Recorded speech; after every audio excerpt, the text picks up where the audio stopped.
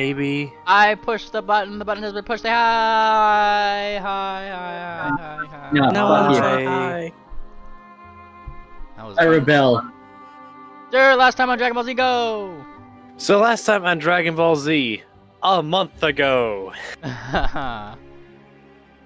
Zakira is kidnapped. We go leave town. Jaro leading the way out of town. Cress is missing. Hess is missing again. Obviously, he is evil. The head of the guard and people are disappointed at this realization. Cheyenne will flourish thanks to you. And that. That was her as you Um, left the city, I'm sure. We find some stuff off in the desert as we travel. Oh, evidence of them, yada yada. It's death. And then Night Vale is smart and goes hello and messages Zakira. And it turns out they're alive and it was Kess and all that stuff. They're on a boat, so we're going up the river trying to find stuff and probably going the wrong way, but who knows? After some stuff, we search the boat, nothing happens. What do you mean Night nothing Vale. happens? Ask for more stuff. Seasickness is bad, apparently. And we eventually make it to Wati, apparently. Yes. I didn't know this was Shardbringers.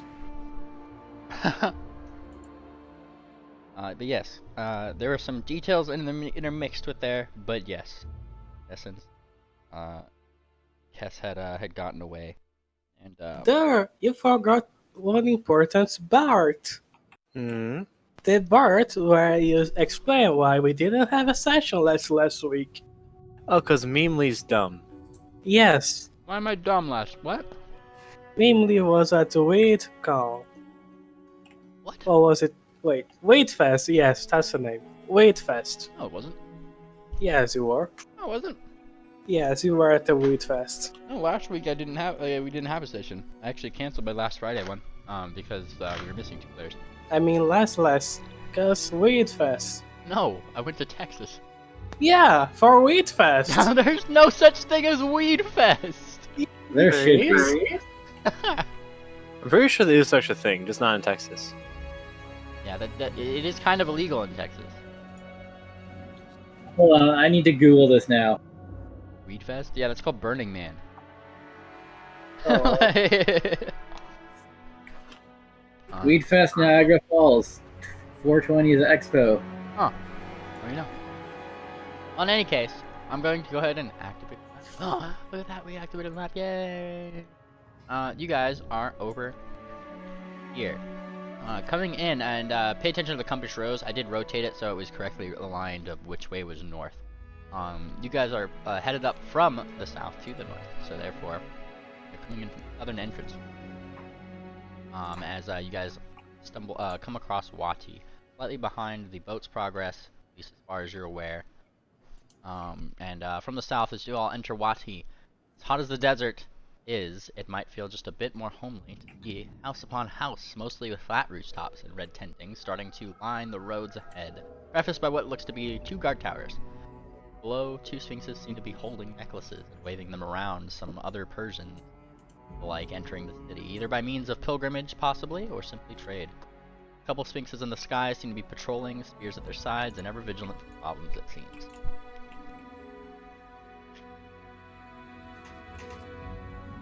What are you guys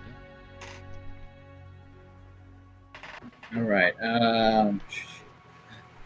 I think we decided that we were going to go check out the docks.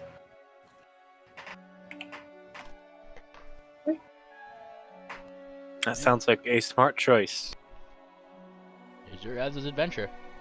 Alright, you can unpause us. That's correct. The sphinxes look out over to you, the ones that were waving the couple people ahead of you, and gesture for you to come forward. I will give a shifty eyes and then move forward to them. You move forward, and I take it with everybody else as well. They start using their small amulets and kind of raising and lowering them around your body, squinting as you go past. They let Hunting Forest go past. They don't even seem to notice Dur, who's likely on top of Hunting Forest. Gyro, you'd be next up. They start kind of going over your plumage and things like that, possibly ruffling one or two feathers, but I digress. They let you pass. And Did then- Nightshine take his medicine? This is the question. I have the collar of the good boy. They come over to you and they start scanning you up and down and immediately kind of pull back their amulets. Hold it. They're squinting at you, Night Vale. Look at my collar. I'm a good boy. They Oh, squint- he's a good boy. They look at the collar and then as suspicious as they looked a second ago, take back their suspicions and instead kind of back away. Oh, my apologies. And give a small bow. You're more than welcome to go through. You are forgiven, my son.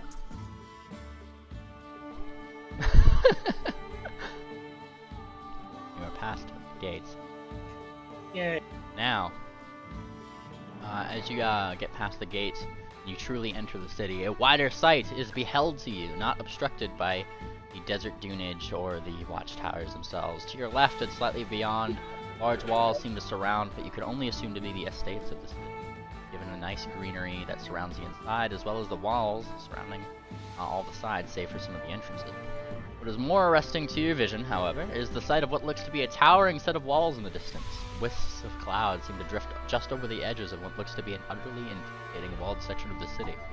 Audible gasps can be heard from the folks entering just after you as a small Persian child somewhat runs forward past you, nearly knocking into legs and yelling out something and things to their mother in an excited little voice. The parent in question, seemingly apologetic, runs after. What are they saying? They are pretty much just saying, "Look, look, it's there!" And they're pointing toward like the not the walls, but rather what seems to be a more pyramidish structure, though it doesn't have a top. Mm. And you're saying this kid ran into us? It nearly knocked into your leg. He's just kind of like skirting around the crowd and things like that. And Okay. their mother seems to be just kind of like running after them, muttering, "Sorry, sorry," in the best non-Sphinx way that she Oh, and I can. quickly checked to make sure I didn't get robbed. Give me a perception check. It's a All right. child. Child, Yeah, it's a- child. Crimes. Alright, Not to be a blind one, you.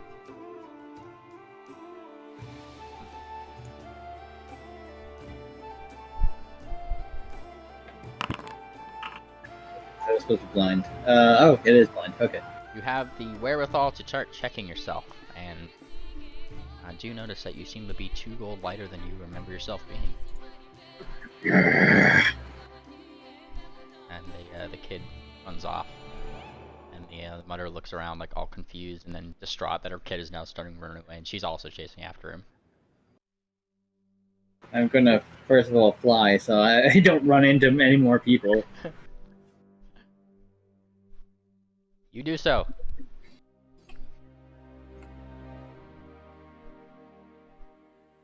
You are flying. Yes. Sorry, pardon me. It's only 2 gold. We have a mission. I'll get that kid later. And the gold gets away with the kid, it seems.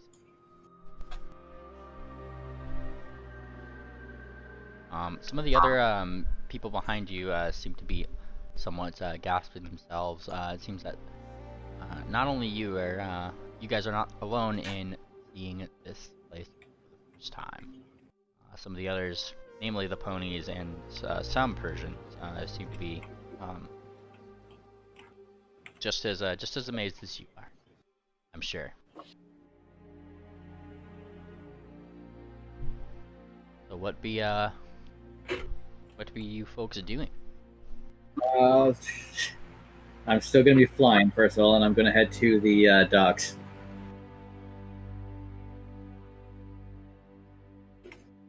I'm gonna fly to the docks behind my evil dragon. It looks like the docks is where people are going. Now you start taking off and you flutter just over where these walls right here would be high, before those sphinxes that were fluttering above the spears kind of meet you halfway. Hold it! Sorry, no flying. No flying over the estates, or higher than these walls. And he kind of points to the walls that you were just looking to fly over.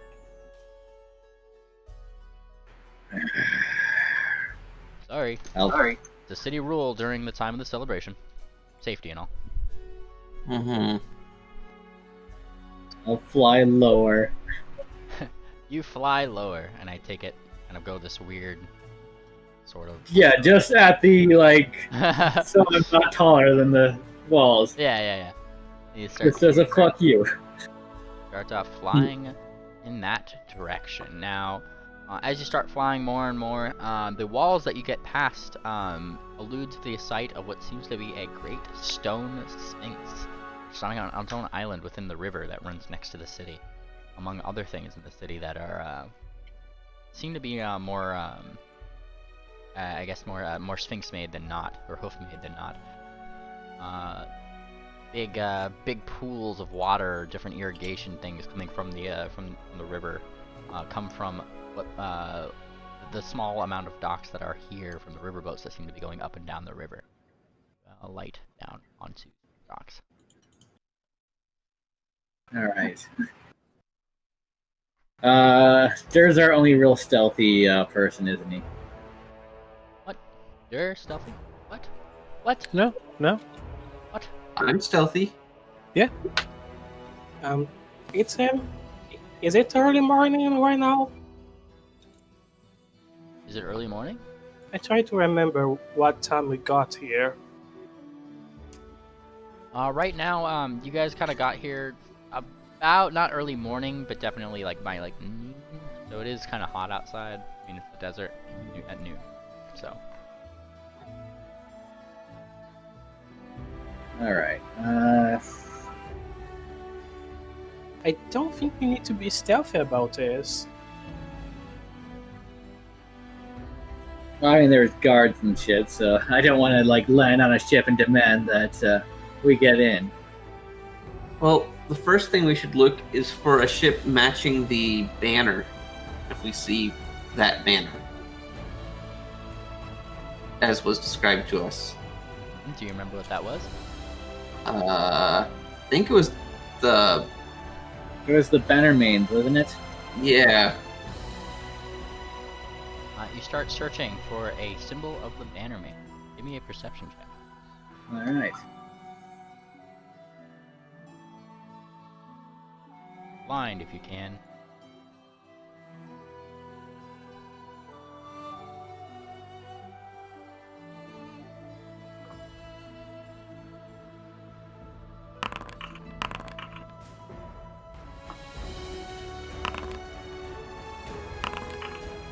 Alright. Looking up and down the docks, you don't seem to immediately notice something though. Hunting Forest, Night Vale, and Working Metal, it seems, are the first to kind of pick up something kind of not at the docks, definitely coming into them. Smaller ship seems to be coming in with the trademarked little flag of the Bannermains as it comes toward the dock. What seems to be a older Sphinx hops off before the ship actually completes its dock and seems to be waiting, holding a paw out for his shipmate to throw the rope to tie it to the dock. I'm flying there. You guys are seeing that. That is kind of if you guys are kind of flying toward that, it'll be this dock, right? And you fly there. Yeah, I guess I'll fly after, seeing as I was gonna send her in to be our like scout, but Nah. I guess I follow them since they seem to have spotted something. Yeah. Drew will be scouting from with the party. All right, Joe, give me another perception roll just so I have that on standby. Why don't you?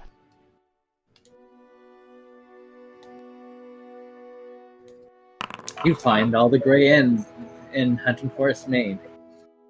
Pingwing does his best not to fly behind you, but instead kind of runs along the ground, tails you guys away. You know, I would appreciate it if we walked for once. I really don't like flying. I'm not gonna let some street urchins steal more of my gold. Well, I mean, you could always just put it into a bigger value or something, you know, that would as a lock.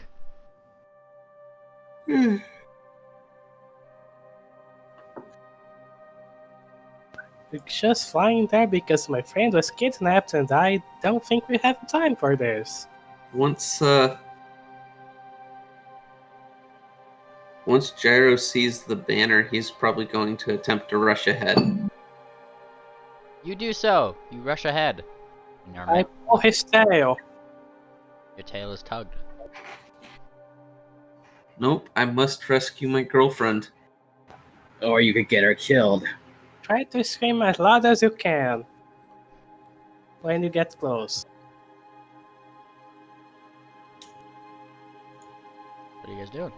I heard there was a tail tug. There was a rush forward. I wasn't sure if that was being held or not. I tried. Are you like rolling to try, or are you just like? I'm grabbing his tail so he doesn't fly past me. All right, give me that grapple Do I check. have to roll anything? That is a grapple check. Okay. Can't I just say that I do it? No. Although you do need to specify if you are rolling to do something whenever you do, though. If- Keep that in mind. If Gyro were to relent, then it would be fine. But Well, it does seem to have met its mark, and you have been grappled by the tail as he kind of pulls you back, and your progress is waylaid. Gyro. let me go. I will sink their ship to find, if I have to, in the process of finding. But he's gone. Why is her name escaping me today? Zakira. But if you do that, she's gonna drown. I will get her out first, and then I'll blast that thing to the bottom of the ocean. The Sphinx, who has not noticed you yet, catches a rope that was thrown to him by one of his shipmates. Casually starts tying it to the dock. Let's first make sure she's even on that ship still. They had a few days travel before us, so they might have dropped her off already. Dirk, why don't you go check it out? Conversation this morning, I believe. Yeah, we were. We messaged this morning. Yeah, but that was this morning. Like, Yeah, that's what I want to remember. Did I message her today? Yes, we have the seasick boats are the worst. Something about a person named Yaller. Crew's accent is thick. Haven't taken off the blindfold. Tell Gyro I'm sorry. I think was that today? Yes. Okay, so I have one casting of sending left.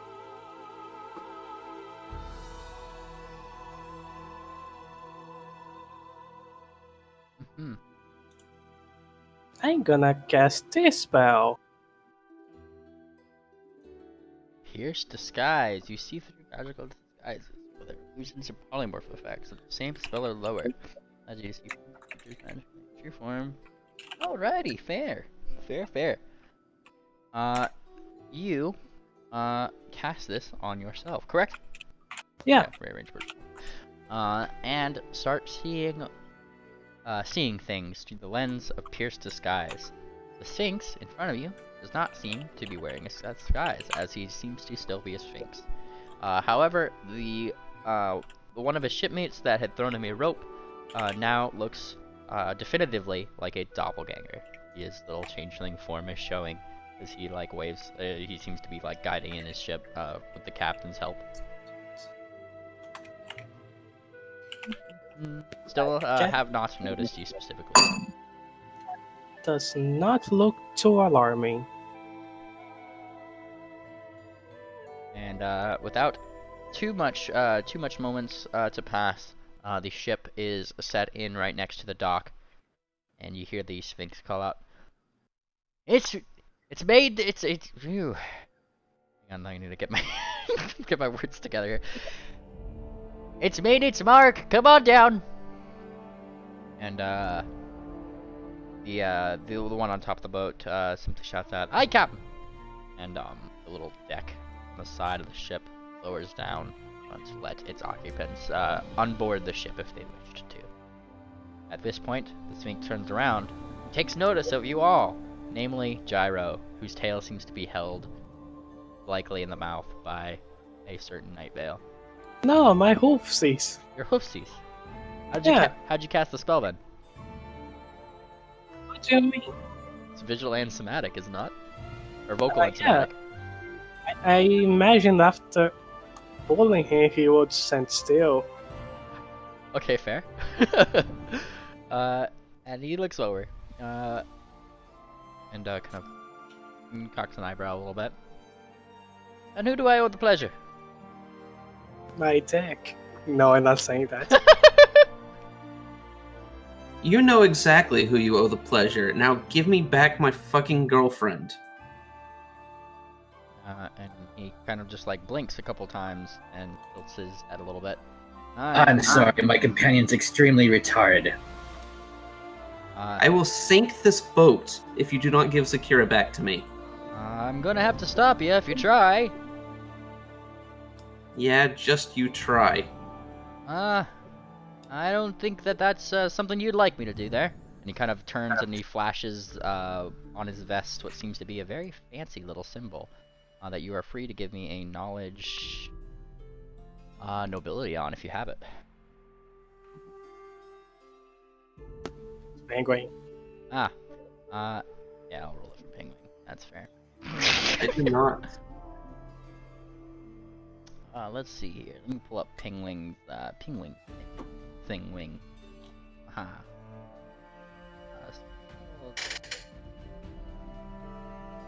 Oh, he actually doesn't have it. Gunter does though. Yay. How? Okay. What? How does Gunter have it? Gunter's a sage archetype. He has all the knowledge skills. That's crazy. I know, right? Gunter reads. Yes. Gunter tugs at the tail of Pingwing and says a couple of things. And Pingwing goes, oh, no, please don't fight him. And he kind of shakes his head, no.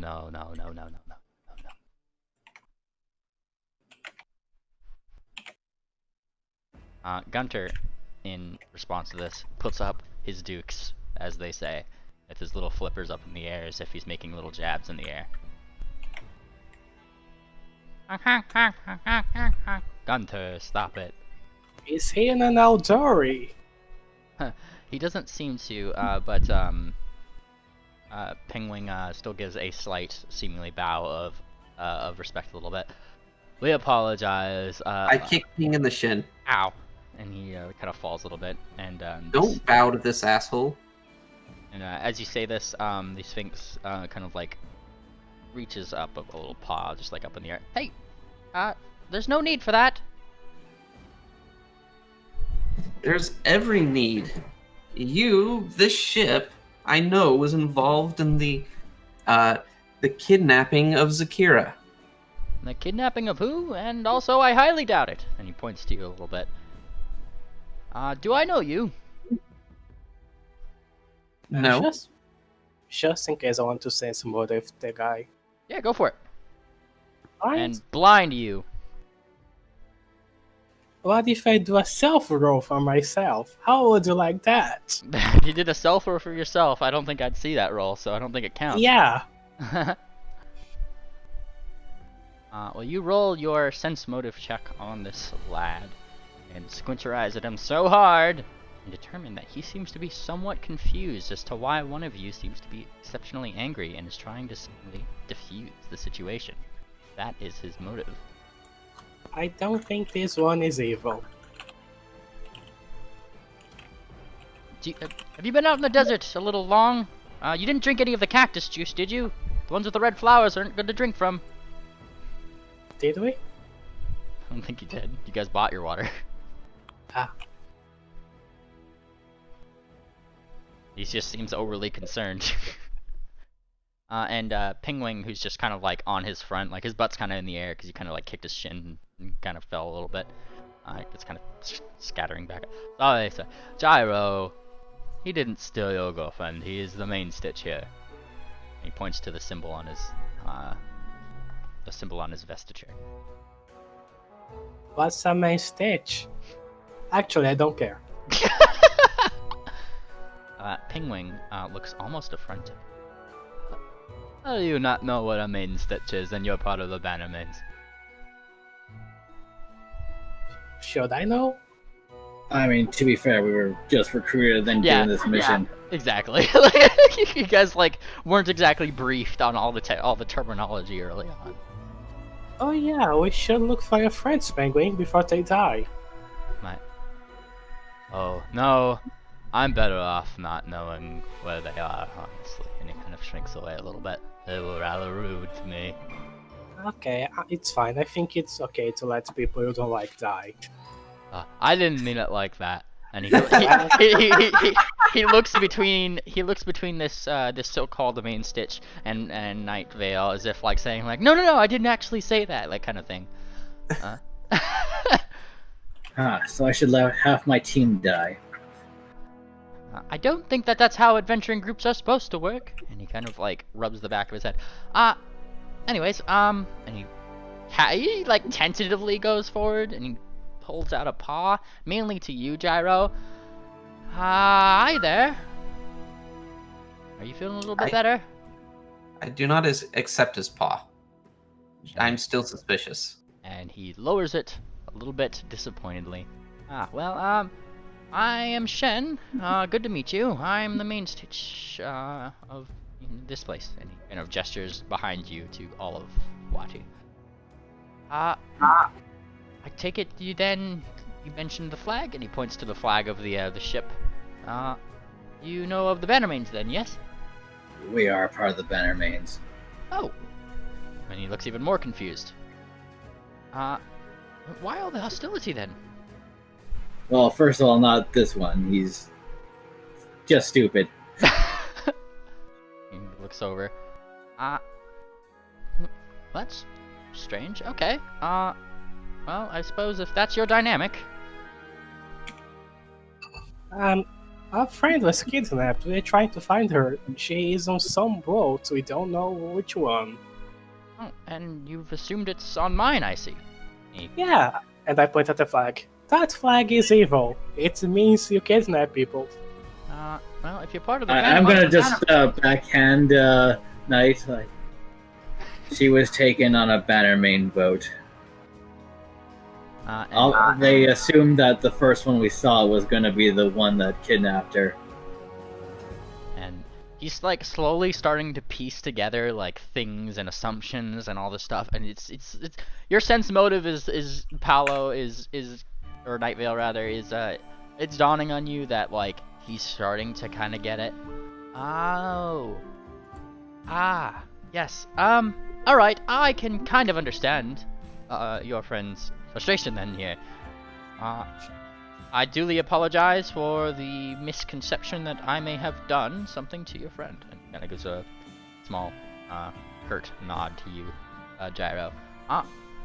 Do you still require assistance getting her? That's not something that is ever good. Was she part of the Bannermains or one of our own? No. She got dragged into things. And kind of like scratches his head.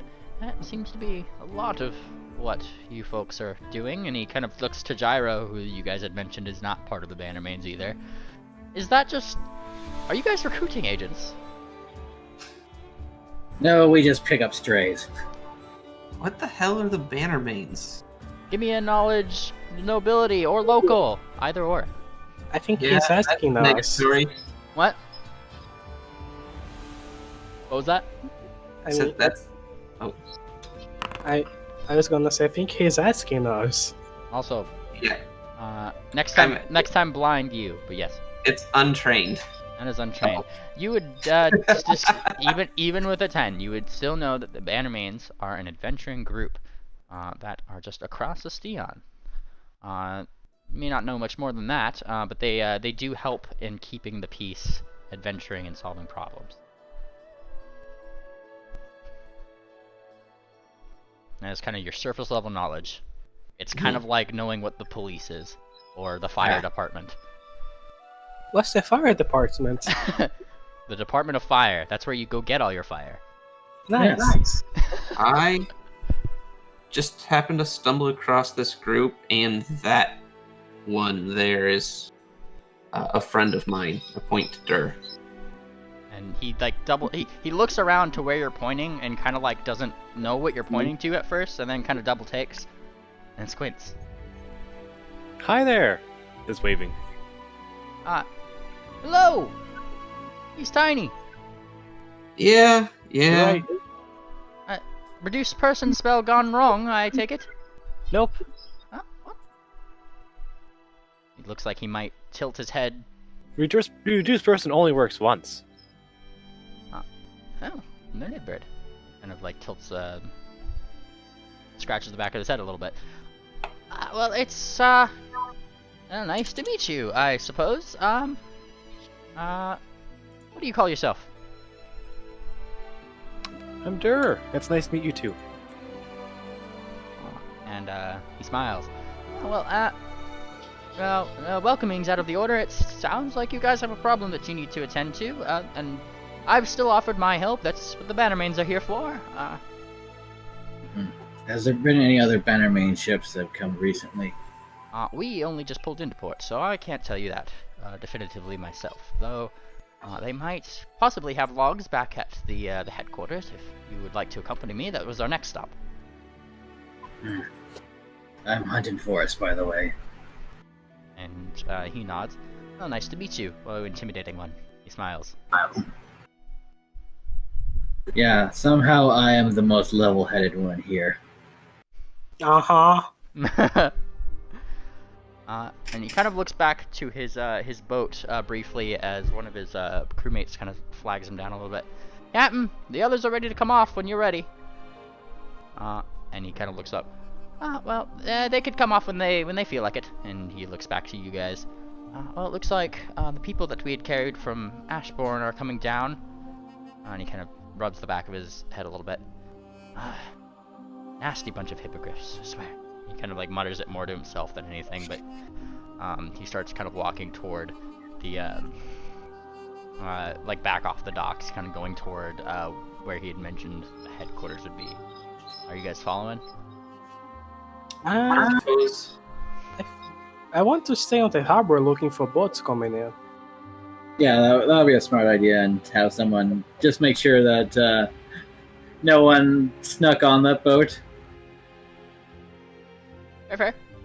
So Paolo is Night Vale is staying back on the docks? Yeah, I am. Alrighty, give me a blind perception roll and I'll hang on to that roll. Thank you. I gonna give you 2 because working title is with me. Ooh, make a blind. And in the meantime, I will move you guys where his path of going is. I'll basically ask him some questions about like if he picked up anyone or like any stops that. And he just casually as ever as he is taking you and the gang over. We were mainly going upriver to go assist one of the other Bannermain groups that we had coming down to Wati, which I assume is why you're here. And he kind of gestures a little bit, with the necropolis opening and all. I'm sure that my correspondents had got to you accordingly wherever you are from. I know we sent one to Bleakburn. We've sent some to all the way out to Erelon. Actually, he kind of considers a little bit. Where are you from? Let me quickly look at the map to make sure I remember where I'm from. Yeah. Where's the Oh, map? God. Fog of War. I can't see anything. One second. Well, it's in campaign docs if you want to actually like pull up your map, as if you're looking at your map. Your Steam map is your travel map, so that does have Fog of War. Campaign. I don't see a pin that has it.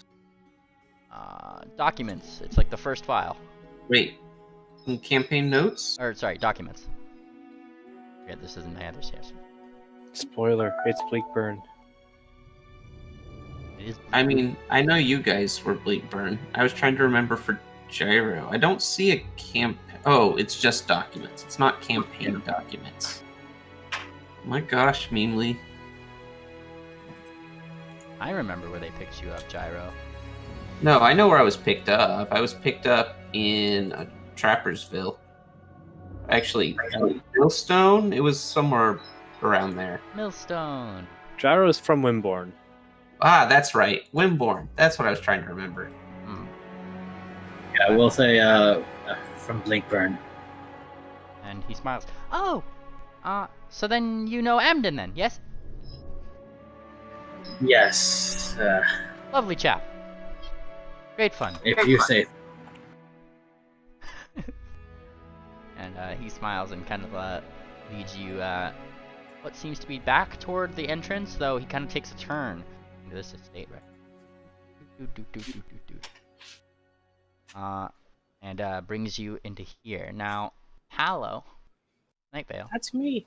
back at the docks, as you are watching and waiting and seeing ships and things like that, first thing you notice is that after not too long after the group leaves, what seems to be a small group of hippogriffs seem to be coming out, and they all have this somewhat intimidating look about them. They, one of them even has like I guess it's you.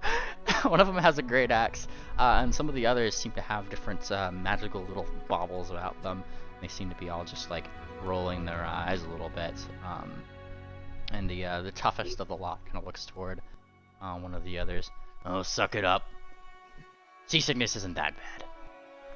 And she just kind of like glares back at him. Sticks out her tongue, but doesn't say anything back. They just continue walking off. They don't even seem to regard you much as you just kind of like watch along the docks, keep making sure things. Is there anything else you're keeping your eye out for that I should know? Let me see my spell list. What do your special eyes see? Let me see what I can use. Also, yes, confirming that, by the way, none of those people seem to be wearing disguises or anything that you can see through.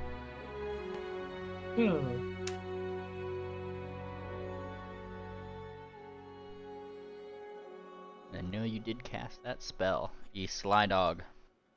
I did. I don't think there any spell I can use to fuck with people right now. That's sad. What? What?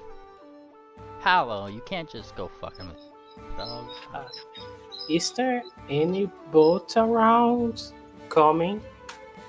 Any other boats coming around? Yes, there are one or two that seem to be kind of lazing in the port, but they only seem to stop for a moment, seem to load up a few boxes, and then maybe pull right back out. They are the kind of river boats that you'd seen that were probably selling things, and that's probably what they're doing, is just loading up foods, things like that. I need to keep a look on those. Hey, Skies. How's a Yes. gin tonic sound? Go ahead. I'm looking at every boat I can. You are looking at every boat. See a noteworthy boat. I shall Thank let you you. know. Or anything weird, I guess, other than boxing on unloading and such like that. Back at the building over here, he kind of pushes open the door a little bit. Well, I suppose I should give you the formal introduction. Welcome to the Guardians of the Departed. He kind of gives a wide smile.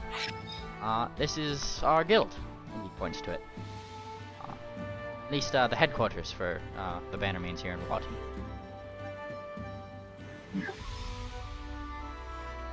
Interesting name. And he kind of he smiles. Oh well, when your entire religion surrounds Soft Whisper, it seems a more than fitting name. And he enters. Now, as you guys enter, the sight that is met within the building is more of a hustle and bustle. There seems to be a number of different activities happening in here. Couple sphinxes, ponies. It's actually more diverse in here than you'd noticed outside. Outside in the actual city, what you notice mostly are things like sphinxes and suncats and Persians and the like that. In here, there seems to be a lot more of an amalgamation of different ponies, zebras, Kirins, just kind of bustling about doing things. One even kind of seems to be holding what looks to be a very, very, very hot-looking bottle and like rushing it across the room back into a different door that, as it slams, a metallic thunk can be heard on the other side, as if the door itself had been locked immediately. And then a couple moments later, you just hear a poof, and then ow! Generally seems to be a little bit more exciting place, and not as much of a touristy part than what you'd seen. And, the main Stitch, Shen, as he had introduced himself, kind of gives a little facepalm. You've got to be careful with those. I know, I'm sorry. Maybe a vodka tonic, man, please. Yes, as the angry introvert, I'm just gonna go. You mentioned there's logs. Oh, yes, let's look for them. Where will those be held? And he kind of whistles to the crowd, who all immediately stop. It's like they stopped everything that they were doing. When the door came unlocked and she kind of poked her head out, she kind of has this blackened face, as if whatever she was holding blew up in her face just now. And he calls out to the crowd. So I've just arrived. I'm sure that you've noticed. Hello, it's me. And he gestures to himself a little bit. I need to know on behalf of these folks, some fellow Battermains, some not, if anybody has a log of the ships that have gone in and out of port recently under the Battermain's flag. And he looks around, waits for a response, waits for our response. One doesn't come immediately. Then a Kieran in the back just kind of raises a cloven hoof. I've been keeping track a little bit. And she kind of smiles and pushes up a pair of glasses that she has on. Wonderful. I don't believe I know your name. And she kind of blushes just a little bit. My name's Fireheart. Sorry. She kind of shrinks down just a little bit. Yes, I'll go get those for you. And she skitters off. And he looks back toward you, Dur. She'll be on it, I guess, in a second. Miles.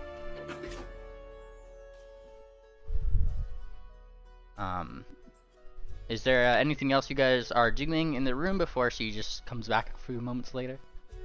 Actually, I do still have I think it was the cloak from the kidnapper. So I will give a quick scent check for to Nyoka, so she can see if she tracks to that smell. Feel free to give me that blind roll, you. All right. I actually need to open Nyoka's sheet. Okay. There she is. There's a good girl.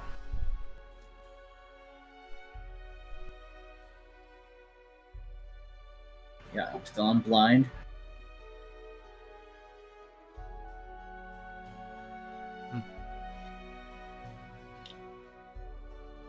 Alright. Yes, it is blind, sir. Yeah. Sorry for the wait, my mouse is dying, I think. Nyoka sniffs at the thing, and her reptilian eyes blink slowly, and then just kind of casually turn over toward that one mare who was carrying the bottle that still has her nose, her burnt face sticking out the thing. And Nyoka just kind of flicks her tongue at it in response to sniffing the scarf.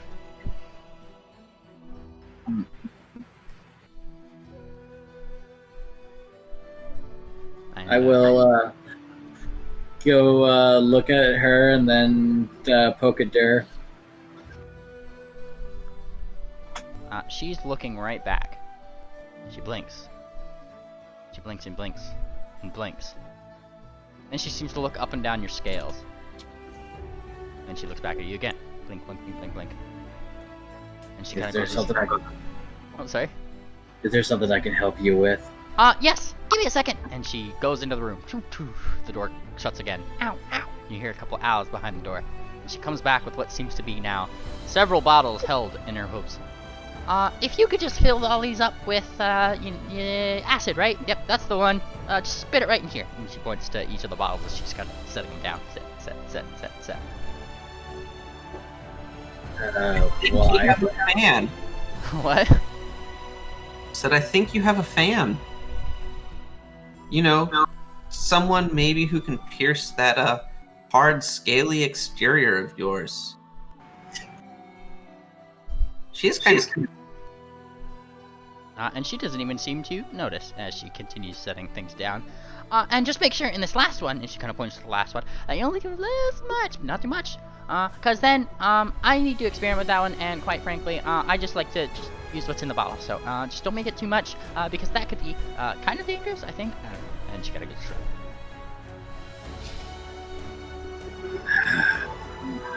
Fine. I will do the acid throw up in the vials. You do so, just as the Kirin comes back as you start filling up the bottles with the logs, and she just stops, and she looks like she might turn a little green herself, and just turns around casually and waits for you to finish. I have those logs for you. I wander over to her and say, "He's got a secret admirer." Well, actually, she's not so secret. Oh, no, she does that with every J Coast who comes in, and she kind of shakes her head. I don't know, she just likes collecting the stuff. Meanwhile, Joe just looks confused. He was poked, and then nothing was told to him. Oh, yeah. I was gonna poke you. I was waiting for you to respond, so I was like, alright, I guess Dur's not here. No, I got poked, but then you got distracted. Yeah, I was going to say, keep an eye on her. And she still has her back turned, and is, like, still listening for the sounds of probably a little bit of acid hitting the floor and just sizzling, and she's just waiting for it to and she just kind of, like, peeks around, sees that you're kind of done. Fantastic! And she's looking for the tiny bird who had asked her for the logs. Where is he? Where is he?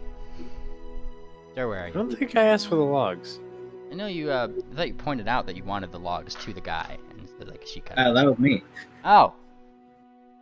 Well, in that case, you're a lot more noticeable, and she Yeah. definitely set your eyes on you then. And thanks. Okay. And she opens the book and starts going through it. So how long ago are we talking about? Let's see.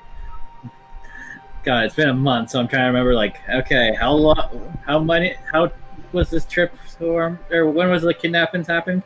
I mean, we talked to her this morning, and she was on the river, so it should be today, really. I'm also thinking of the times the other kidnappings happened as well. Well, they didn't go so far, well, I guess one of them might have. We don't know where the other one is, and they could be in. We know she's in a cell with zombies, which, like, oh hey, the necropolis. It's right here. What? What? And she starts kind of okay. And just the Benjamin's flag. She kind of like tilts her head, look a little bit. Today and everything within a few months ago. Oh, well, that's gonna be a lot of logs, and there's more than this book. And she kind of holds up the book. I'm sorry. Today will be a good start. Okay. And she starts looking through. The last Bannerman boat to come through here was... obviously the one that he came in on. And she kind of points toward the main stitch, who is now dealing with something else on the side, with some other questions that some of the others have been having for him, what their assignments were, etc., etc. And, let's see, a little bit before that one in the really earlier morning. Yes, this one. And she kind of points at like a log entry right here. Just a small shipment of herbs for the temple. And she smiles a little bit. Apparently it's from downrivers. And she smiles. Very nice of them. What type of herbs? That's the one. Let's go bust that ship down. Sink it to the ground. This seabed, whatever. You don't need to sink the ship. And she looks at the logs again. I don't think that they stayed for long. And she kind of turns the book a little bit. It shows the entry of the ship, drops off the supplies, goes back, not downriver, but rather upriver, toward the mines that are around Ashford. We have a head. Can we procure a boat? And she kind of scratches her head. I'm sorry, I'm not a boat salesman, so, I guess if you really tried, and she gives a shrug, more power to you. I think there was a freshly docked Bannermain's boat. You guys are part of the Bannermains, right? So we'll just take that one. And she blinks. What? And she looks like kind of toward her main stitch and lowers her voice a little bit. That's his boat. We'll return it. This is a bit of an emergency. He said he would help you, didn't he? Yep. Well, why don't you just ask him? You sure they're still on the boat? And she kind of blinks too. Well, if you're searching for somebody and they had to do something with that boat, I doubt it would be Bannermain, but... and she looks at the logs again. They did have a small shipment of sage? Some kind of herb. She kind of scratches her head. I'm not too familiar with the religions here. She kind of gives a shrug. But, I know it was taken to the temple. And she smiles. We should also check out the temple. Coffee, what's called coffee, is the flower, coffee. What? Coffee. I'm just a bit sick.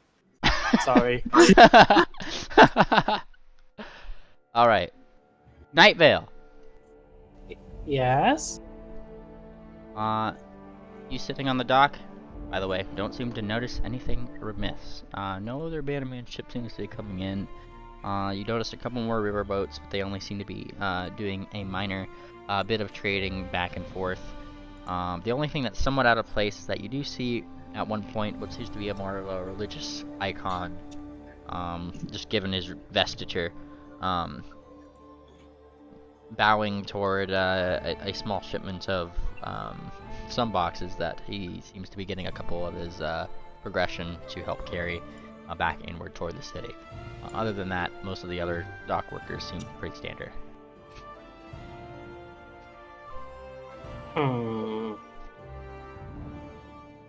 How big are the boxes? The boxes are big enough to where you can tell that older, more clericy looking person probably couldn't carry one on his own, but two smaller, younger adults probably could. And given by the way that they are hefting it, seems to be decently heavy. How many boxes? Just two. I'm gonna go near the boxes. I'm gonna How scream near? and close enough that I can scream and the box will hear me. Alright, you are close enough to scream where the box would be able to hear you if it had ears. I scream. What are you screaming? Ah! You scream a single vowel. Ah! And perhaps one H. And the whole progression kind of stops, and the one that was following behind the first box kind of runs into the first box, and one of them drops the box onto one of their paws, and he starts hopping around on one, hopping around on his a little bit, going, ow, ow, ow! Hey, watch where you're going. And he kind of like the other one's kind of like now looking at you, and the church leader is just kind of like blinking your way too. Is something wrong? I leave. Strange chap. What? They seem equally as confused as your DM and party members. And you leave. Where are you leaving to? I'm gonna continue looking for ships. You continue looking for ships. Feel free to give me those blind rolls. Back at headquarters, She is just kind of like looking through the book still a little bit. And I don't see any other banner main things. Normally, when people come in from being called here to Wati, it's she kind of scratches her head like a little bit. It's not really on boat. Yes. Though, I think one was coming in today, and she kind of thinks a little bit. I don't really know who though. But I think, and she kind of looks toward the main stage. Might have been coming with him. I don't know. And she kind of gives a little bit of a shrug. Kind of came up from up north anyway. Probably nobody that you know. Perhaps, but perhaps that's what we're looking for. If it's up north, it's probably not. I'm sure it's the vessel that came in today and dropped shit off. We need to track them somehow. Tylo, I think you're being very paranoid. And Penguin just kind of shakes his head. It was clear that this main stitch over here didn't have anything to do with the kidnap. I'm sure that he only had lovely people on board with his ship. It's about at that time the door behind you kind of slams open. And 3 hippogriffs stand in the doorway. The very burly one, the more roguish looking one, the one with the spell book. And that's when Penguin looks like he might die. He starts stammering and then quickly skitters, falling, and tries to hide behind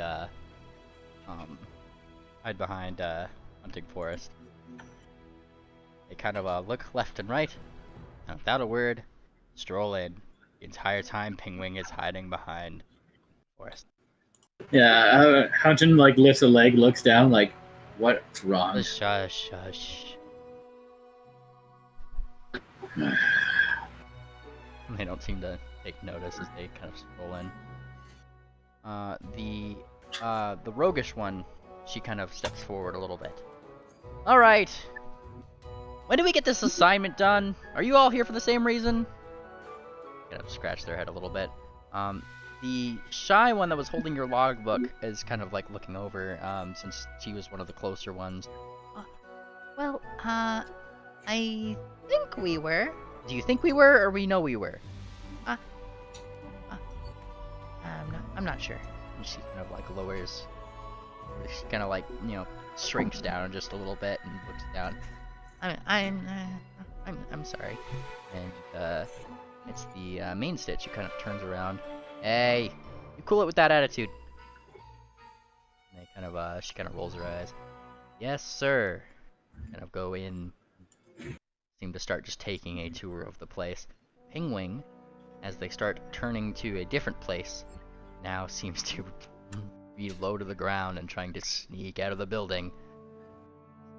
Sneak. I mean, you guys can see him, but like he's seems to be sneaking from them, not you.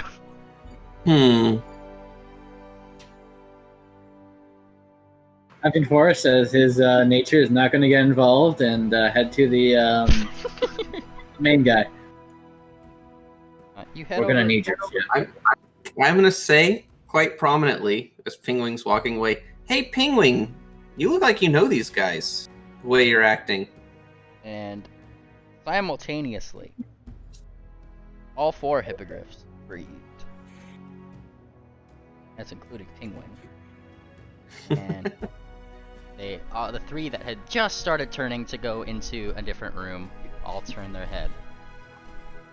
And Penguin turns his head back, and he kind of scrambles up a little bit, and he looks like super awkward.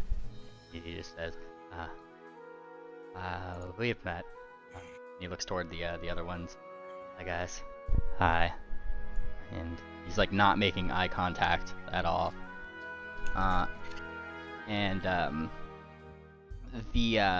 The roguish one suddenly kind of takes out a small dagger, and Penguin just starts backing away a little bit. She just says, "And where did you run off to?" I didn't run. It was, I don't know what happened. No, it was just there one day and then I wasn't. And then the big one kind of starts chiming in. He got right. He got right scared. He didn't want to impress that girl anyway, did he? I did. And he looks like almost incredulous, and he's looking towards you guys for like moral support at this point, but he's like definitely shrinking a little bit. They seem to be smirking at him and starting to make fun of him a little bit. What girl is this? What was that? I said, what girl is this? I don't think you mentioned a girl, Penguin. I didn't. Don't worry about it. And the roguish one kind of leans against the wall a little bit, kind of flicking up her dagger a little bit. Oh, honey, it sure wasn't me. And she kind of snickers a little bit. Oh, it was some other shorter one. He seems to have a thing for her. And kind of Dur's gonna trip up and go, "Oh, you're the ones that Penguin switched with? Did you see Peck?" It's the big one in the back with the big axe that kind of he guffaws. Oi, Peck! Oi! We had a spar the moment he came in. A lot tougher than this one. He points toward Penguin. It was a good replacement if you ask me. Whatever happened? And Penguin looks like his confidence is waning by the moment. Huntington Forest is going to walk up behind her and around them and say, "Do you have a problem with our caster?" And he's going to roll an intimidate. Go for it. And who are you intimidating? Let's go with the big one. Just you're doing prison rules. You gotta scare the biggest one Yeah. first. Okay. He doesn't seem to back down. However, he does smile at your challenge, as you are equally as big as he seems to be. He does seem to be an Antian himself. He steps up. He doesn't take out his axe or anything, but he squares up to you a little bit. And if I do? well, then I think we might have a problem. Well, you know what I like to do with problems, right? I like to solve problems. And it's about at this point that the main Stitch starts pushing his way between the two. Hey! You're not solving any problems in here, you understand? He pushes you guys like apart from each other, like lightly. I said, do we understand? And he looks between you both, and the bigger one just kind of says, yes, sir. And turns back and goes to his party. Not worth it anyway.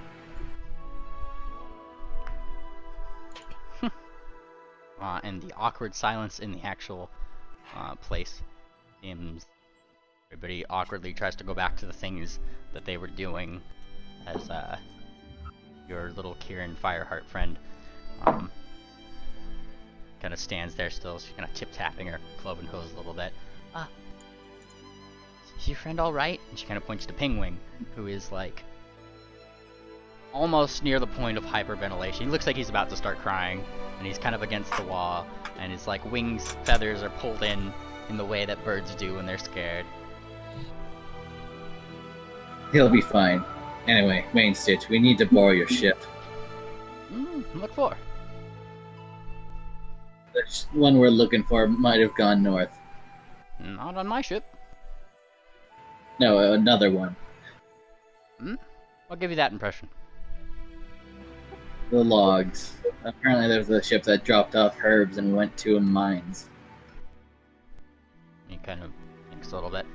So your friend, who was kidnapped on this ship, came over to this port, and they dropped off herbs? He says kind of questioningly. How many? Where were they going?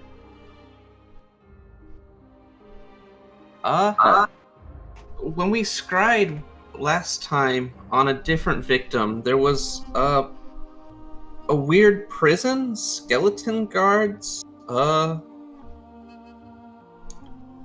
It was all very remote. We couldn't get too much detail beyond that, though, I'm afraid. And this was your And- kidnapped friend. The kidnapper has struck 3 times so far. We found one of the victims. And every time they left blue roses. Yes. Well, Was that what they were delivering, or something like that? If this was the boat in question, and she kind of scratches his head.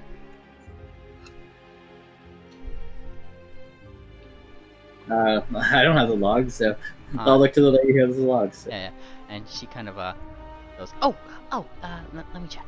She opens it up and starts perusing through it. Well, there isn't much info in this book about that particularly. The only thing is under the other notes. They have the word lady. And she points toward a small, handwritten, hoof-written word that said lady as part of the shipment notes. Along with Blue lady. one box. And she kind of scratches her head. And what? And I told these guys that it was dropped off and then brought to the temple. And she kind of like looks out through the window a little bit. I think that's the temple, and she kind of points toward the big kind of half pyramid-ish looking thing out in the distance that kind of towers over some of the walls. And the main stitch just kind of like nods a little bit. I believe that's the only temple that's accessible. He says like more encouragingly than not, and he looks towards you guys. And so, question is, why do you need my boat to go investigate that? Sorry, What? I think I might be confused out of character. I thought the boat went north afterwards, like it was like mines. Yeah, there's a log entry that once they dropped this off, they did head north. And what he's saying is that he is confused as to why you want to take off so suddenly and try to investigate some things that they might have left here. Is effectively. Yeah, I didn't get the fact that the like shipment was like a big thing, so when I was like, okay, like jars and shit, so like nothing that would fit a pony. That's what I was thinking. Oh yeah, no, it was one box, something. Okay, so And then they left. now I'm on the same page. All right. Gotcha. Well, let's check out this temple. If Yeah. not, I guess. And Pingwing is, as you kind of look back, slinking out the door. Slink. I'm gonna grab Penguin and put him on my back. I could stand on my own. I'm fine. He kind of like scrambles up. I don't. I can walk just fine. And he kind of like says it somewhat embarrassedly. He's kind of getting a little blushy, and the people at the side who are still kind of watching kind of snicker to themselves. Yes, and he kind of starts walking next to you, kind of holding his head down a little bit as he walks out the door with the lot. Night Vale! Yes? About a total of half an hour so far has gone by, and nary a sign of a strange ship that is out of the ordinary or Bannerman ship has came into port. There's more riverboats occasionally, maybe one or about 5, I would say, in the total of like half an hour probably stopped by. Hmm. I mean, there was that one thing with the priest, but other than that, there was like nothing else that was really too noteworthy.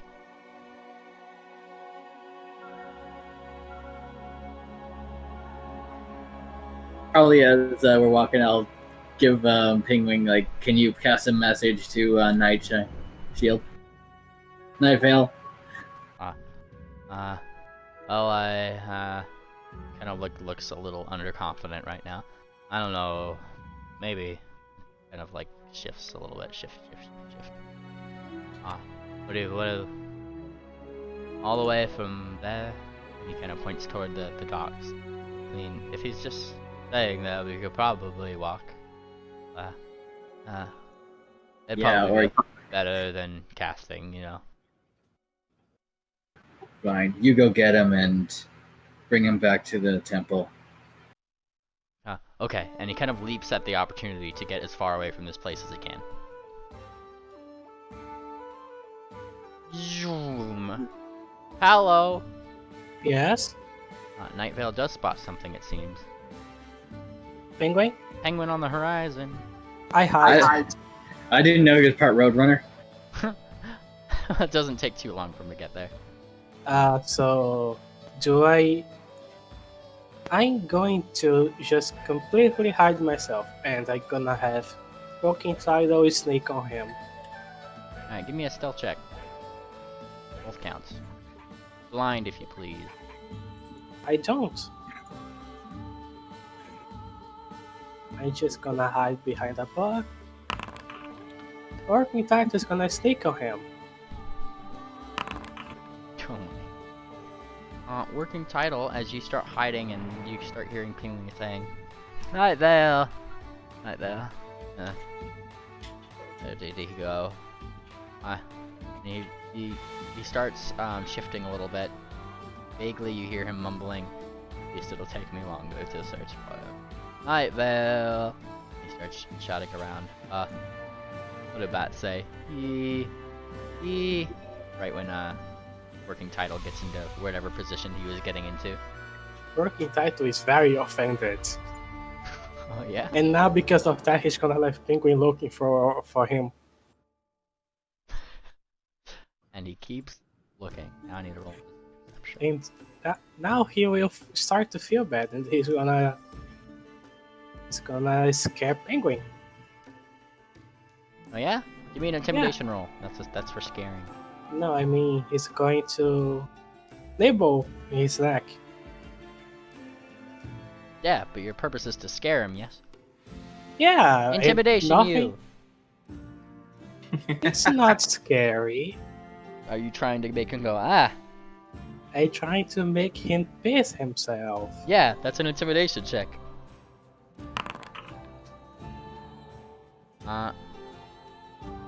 Just for the sake of it, I'm gonna totally reveal this roll. You do so! And Penguin still freaks the fuck out. Yay! Clearly not ready for the small contact of small teeth on his neck. Ah! And he kind of like falls over. Poof. Hey, warn me next time you do that, please. Squeak! I think that worked then. I'll be sure to do that in the future. Next time I need you. Where's Night Vale? Squeak, squeak! Night Vale is gonna show up. Squeak! Squeak, squeak, squeak, squeak. Night Vale is gonna go to Penguin's left ear, while Working Title is on Penguin's right ear. And they're just gonna say squeak. Squeak, squeak, squeak, until he goes crazy. He starts blinking, feeling very, very awkward as he's being squeaked from both sides. And just kind of like sits there for a moment. Is this some kind of experiment? And he kind of like shouts above your squeaking, and people on the docks are kind of starting to stare, and he kind of, Night Vale, stop it! And he kind of gets to his feet with it. Squeak. Hello. Kind of like looks a little bit abashed, if that is a word to use. I think they're looking for you. Kind of points kind of in the more westerly direction. Or I guess not really westerly, it's southerly direction, according to the compass rose. They just got some logs and they figured out some stuff, and yeah. And he kind of nods. But what if the boat is not here yet? Well, they figured something out with the boats, and I think it's probably a better lead than waiting for more boats to come on, because waiting for more boats to come on is probably wasting more time than it's actually doing any good. But Penguin, they are dumb. You can't trust their leads. He kind of shrinks a little bit. Well, I mean, they had some pretty good evidence. You might want to check it out yourself. And he kind of like wiggles a little bit uncomfortably. I guess. I don't know.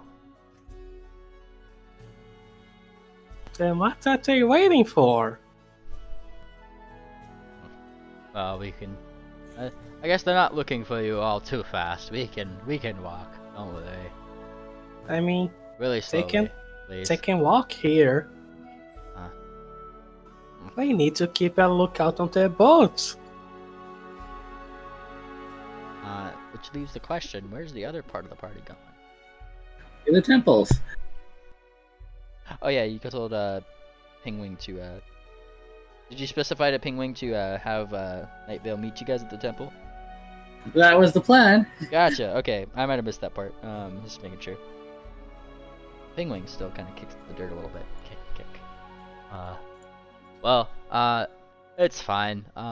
I can stay here and look at the boats, maybe, or something. I don't know. I feel like there isn't a point, but they're all going to the temple because apparently there's something that happened with some shipments and ships and things, and it would probably be good if you were there. Anything about blue flowers?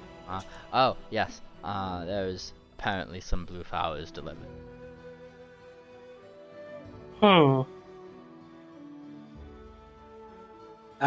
Where is the temple?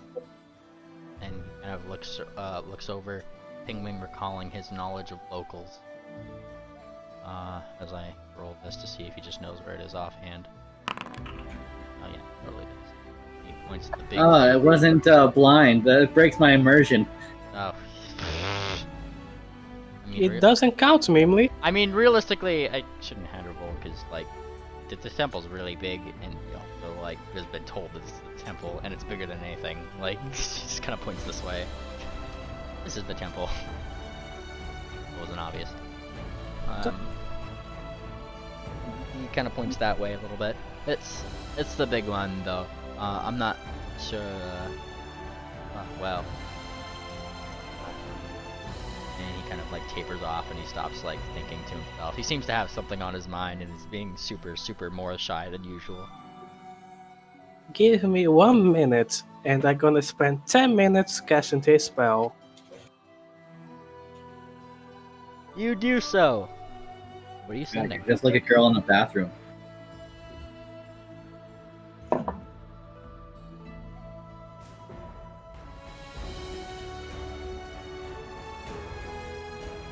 Oh, active. Did you hear me? Instruct my response. Start casting. Give me 1 second. Oh, what is the other party doing while I get this message? I think we were going to a temple. Mm-hmm.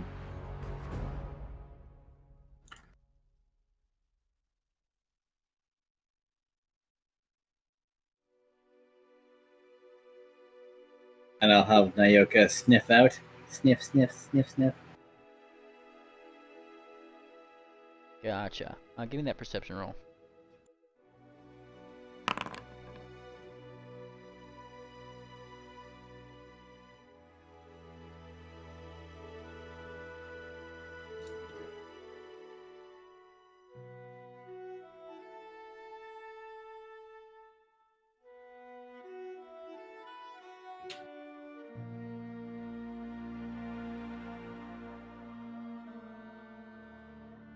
Alright, hang on, I gotta think of some words that she's done along with this.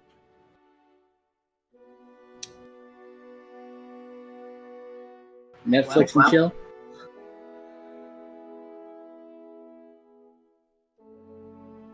What was that? Oh, I was saying Netflix and chill. Oh, so Nayoka is the thing, right? Yes. And she starts sniffing around. After a couple moments, does not give you a visual clue that she knows where things might be.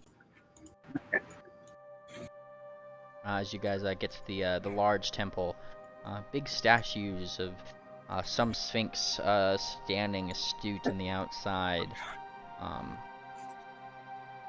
Night Vale. I'm gonna whisper to you what you get sent back. Oh no. Well, I mean, you're the one who sent the message. Anyway, she said she was very horny and that we need to find her ASAP. There you go. Also, what? I was just gonna say, oh no.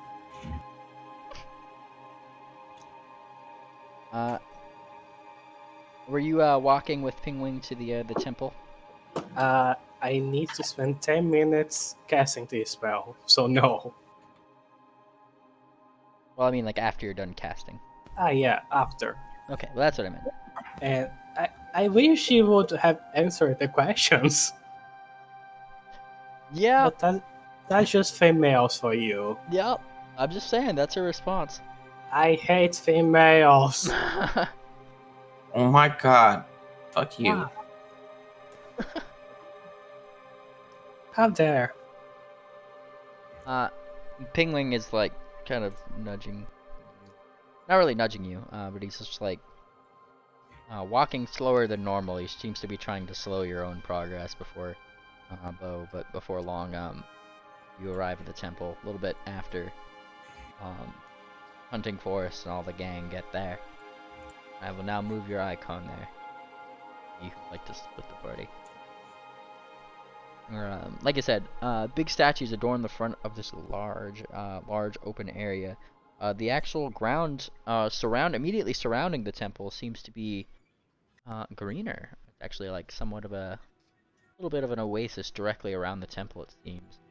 And the size of this building is rather intimidating. It almost rivals the actual size of the walls themselves that are to the north, where you guys stand. And the doors kind of wide open, seem to be welcome to all, just as a temple should.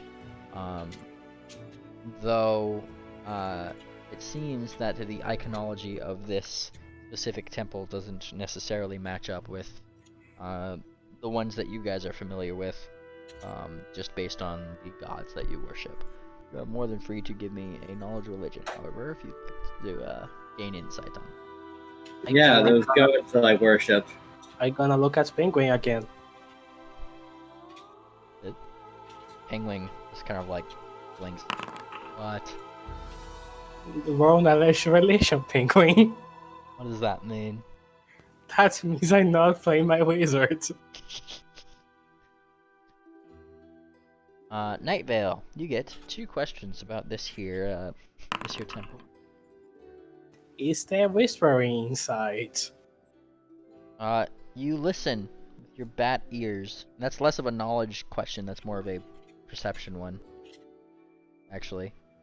Like, what are your knowledge questions about the iconography of this place? Also, no, you don't hear whispering native. I'm not asking if I hear, I'm asking if they are. Yeah, Maybe- you're asking if there are whispers in this place. Yeah, this could be known as the temple where people whisper. And that's why there's whispering. You know that this temple probably doesn't have to do with actual whispering. What you do recall is that this is definitely a temple of soft whisper. Oh, took me a while to get it because I was like, the fuck is he on about? Yeah. Wait, what? What do you mean, wait, what? You know exactly what. I think people are confused. I'm referring to the message I got, but I can't say because we are not together. There you are. We are? Yeah, you guys got to the Oh. temple.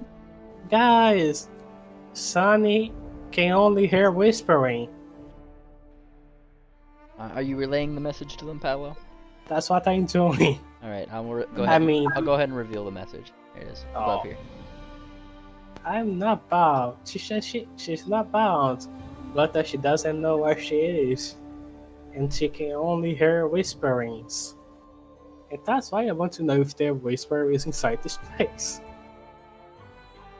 Oh, I thought it was because this is a temple to soft whisper. No. Yeah, that's what I thought you were doing too.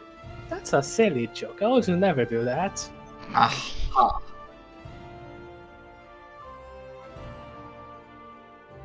What are you guys doing? You're a silly bat. I think of the questions I have. I still have two, I think. I'm going to perceive around, see if I can see anything that's out of the ordinary. Go for it. Also, Pal, you have one question left, Mister. I need to know what kind of god this is. That wasn't a question, but are there dead people inside this temple? You start thinking about the religion of Soft Whisper. You're fairly sure that there's probably something along those lines, possibly around this temple, though you're not entirely sure. Temples of Soft Whisper, you know, usually are accompanied by ceremonies surrounding death, funerals to commemorate those under the following, to put them to rest around or near the temples.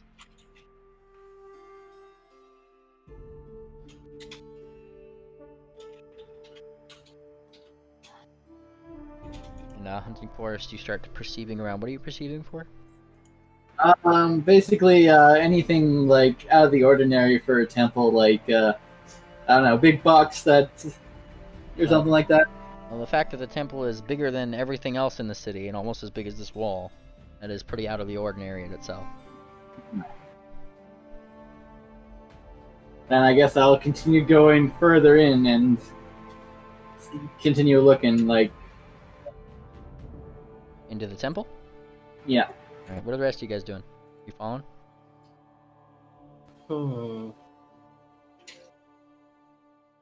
I guess secret doors, that's what I'm probably looking for. I'm gonna ask the party. So, why are we here? Because apparently we have to look here before we go further along the river with our boat. Oh, they won't give it to us otherwise. I'm not sure I get it, but I'll roll perception once I'm inside. So you guys are all going in? Yeah. You walk in. And immediately as you do,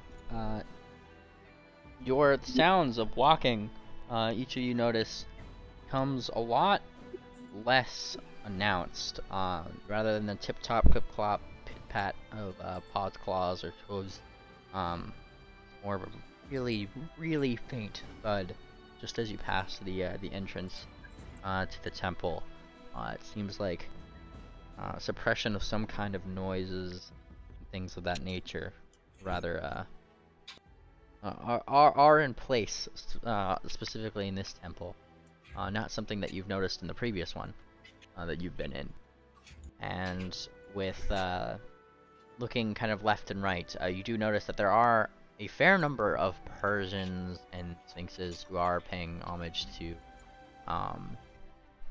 Soft Whisper within the actual temple itself.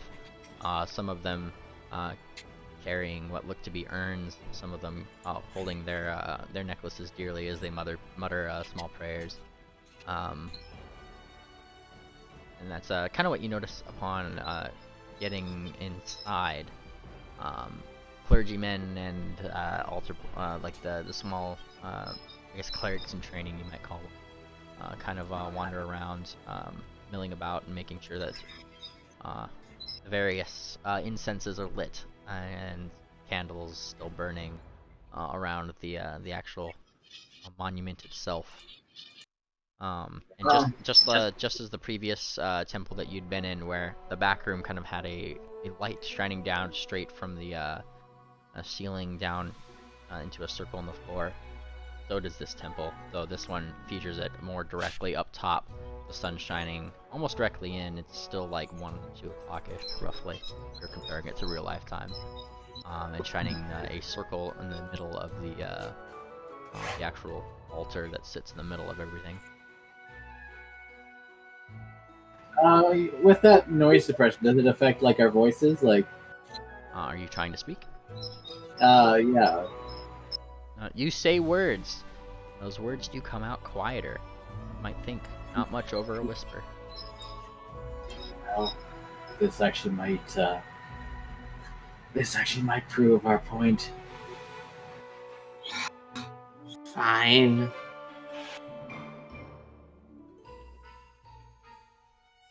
I'm gonna use my nose. You use your nose. What are you using it for? I wanna smell. Do I smell Zakira? Do I smell flowers? You can give me a knowledge, or not knowledge perception, perception roll. Blind, if you please. I don't place what I'm forced to.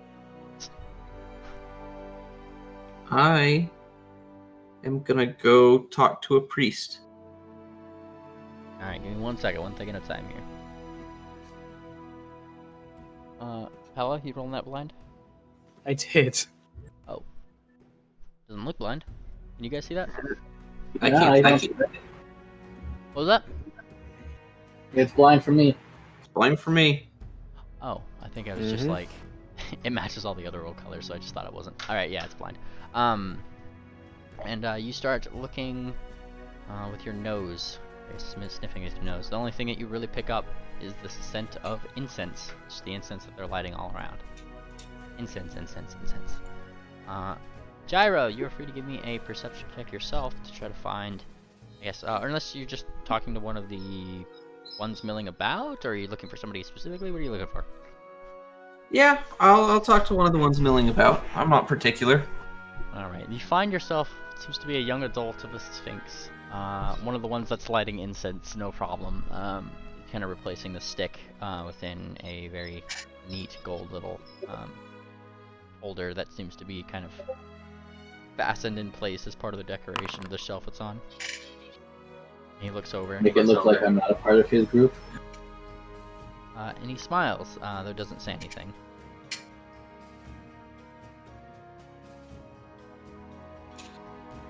All right. So, were there any? I heard there was a delivery to the temple from the fuck, I can't remember the name of the group. Ganymede. The group we're a part of. The Bannermanes. So, who can I talk to about that to find where that delivery was placed? It's vitally important.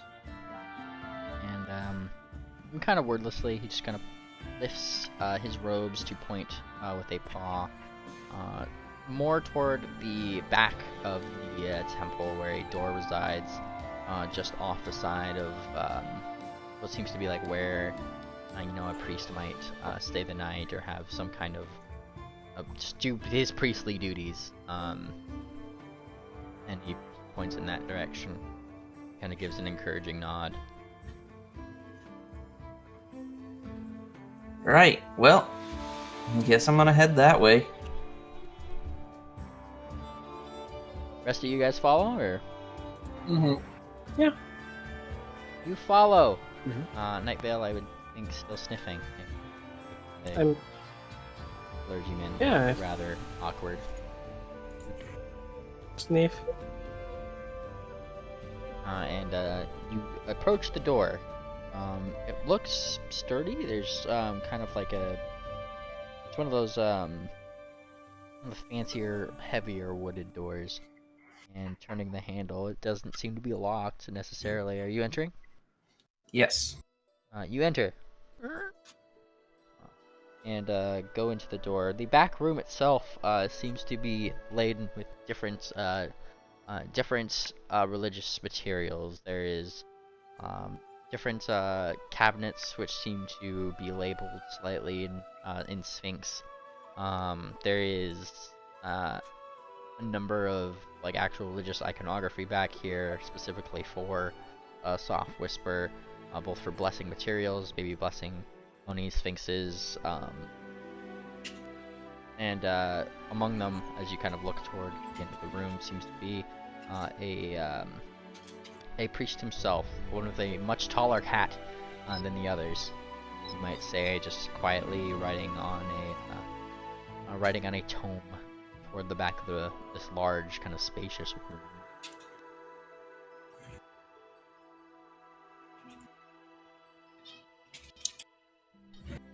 Alright. Well, I'm gonna approach the priest and say, so I heard you got a shipment from the Bannermains today. There was a little bit of mix-up, and we need to discuss that. And it takes him a moment. He kind of like stands up and he looks left and right as if he maybe heard something. And he turns around and he kind of gives like a little bit of a start. You scared me. And he kind of gives like a little like paw to his chest. I heard you walk in. And like I said, the voice is being kind of suppressed to a point of a whisper. It doesn't seem like this person has necessarily the best hearing either. Oh, what was that? He kind of tries to listen a little bit more intently, setting down his feather. I said, I heard you got a shipment from the Bannermains today. There was a mix-up, and we need to discuss that. How? Today? Ooh, yes, we've got, he thinks a moment. Yes, my young boys helped me bring in the shipments from, 2 ships today. One was quite a kind donation, something we didn't necessarily need, but, we put the box in the storerooms, and he kind of smiles.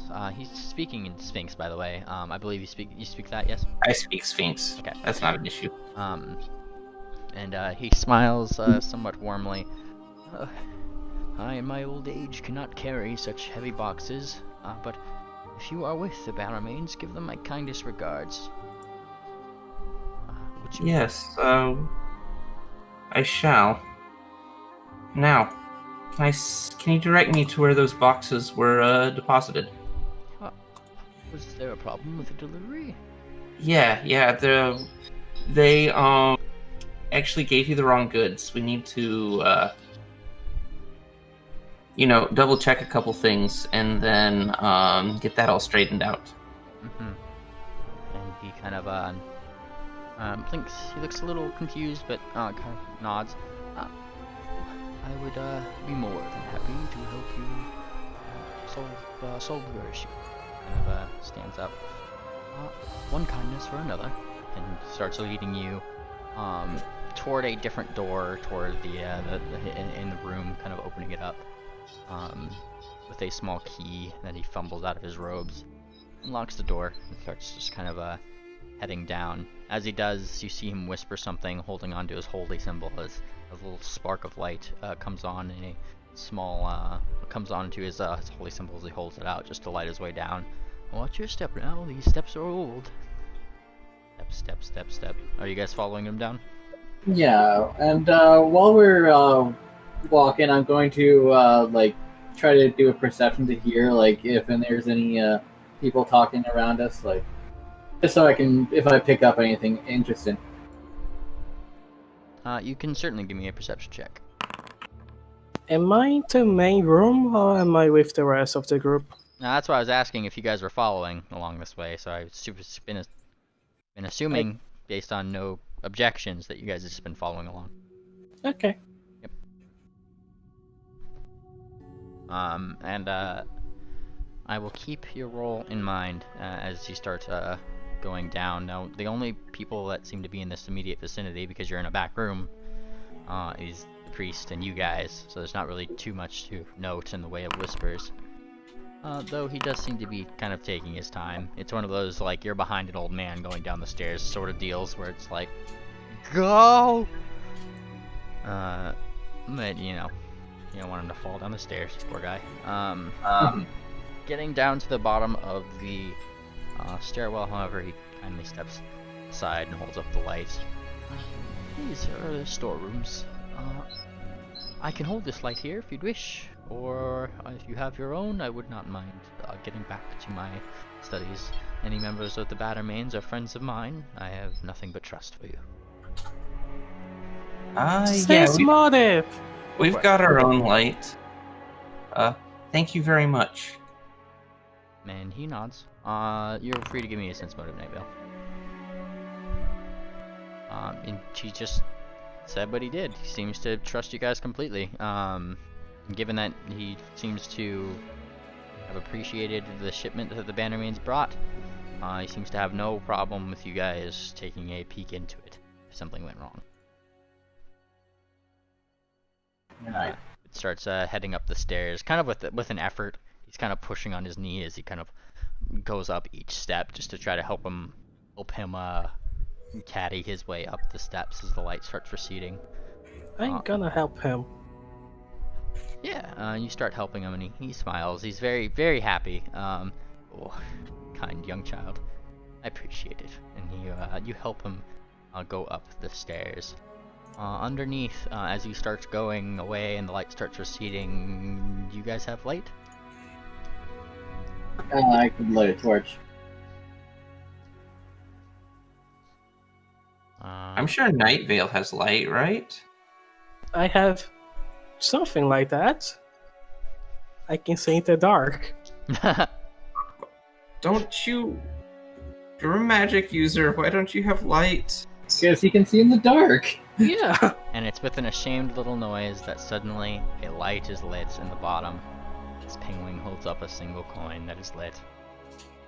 That was really Penguin, that was uncalled for. That was really dark, I'm sorry. No, it's alright, Penguin. Our shaman here is dumb. Your shaman is helping a priest up the stairs. Those aren't mutually exclusive. And fair. You get to the top of the stairs, Night Vale, and the priest has to just take a moment. He just kind of starts breathing. He's holding on to his chest slightly. Oh, I'm too old to be going down these. I should get one of my altar boys to help me out whenever I go up and down. And it gives you a nice little pat on the head. Soft whisper with you. And he goes back over to his tome. He sits down and he starts writing.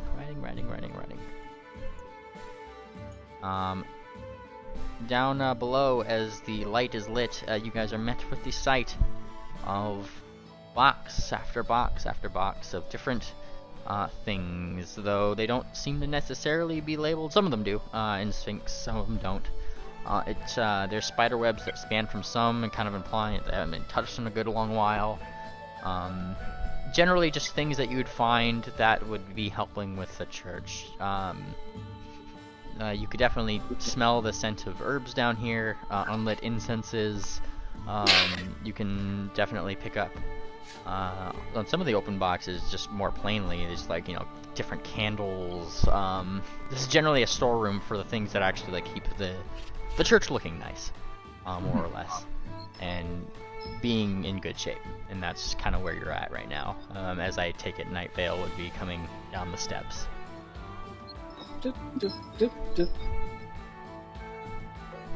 Is there anyone around? No, just you guys. It's not the biggest. It's like it's no bigger than your average shed. Maybe like a large shed, if anything. There's crates in here. Don't get me wrong. Yeah, I'm just like wondering, is it like the fucking Indiana Jones box room? Like, no, you can imagine like a decently sized bedroom, no other entrances or exits other than the ones that you came in from. It's just kind of here to store things. Alright, so I guess I'm just trying to think of roughly how many boxes are there. Like, Two. Two? If you're counting the boxes, there's probably a good plus 20. Okay. I'm just thinking, should I ask Breath the boxes? Can I sense motive his evil intent? Can you sense motive his evil intent? I don't think he gave you anything to spark that. His eyes. Oh, yeah? It looks like evil. I feel like that's a personal assumption, less so than a sense Yeah. motive. I don't know if you know I'm true neutral. I'll let you know you're not. You are true evil. That's what you are. Sure, you've been quiet. What are you doing? Dur is in the darkness. Well, not completely darkness, but shadowy like darkness. Yes, and it's one of those things where Pingwing, just the way that he's behind you, it makes your shadow look big as the others, as his light just kind of shines behind you. You're a very scary bird now. Rawr. Yeah. A tiny bird roars into the big shadow. It's very intimidating. Certainly. Anything else you're doing, Dur? Not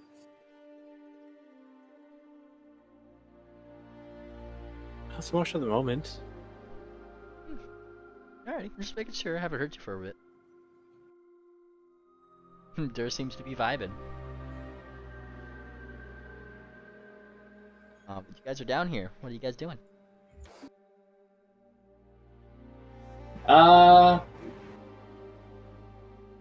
Looking for a box. Yeah, I'm just going to do a acid breath 30 foot No! Oh, let's look through the boxes. Also, it occurs to me that supposedly she could walk around. So, Are you just opening up the boxes and things like that? seems as good as any idea. I'm just thinking if she's not bound, it's like, I don't know, why would she have the blindfold on still unless like she's not bound in the box? I don't know. Maybe they cast Redo's person on her and put inside the box. She's in a cum jar. Everybody She's looks in that cum jar. looks toward Dur. Is this viable?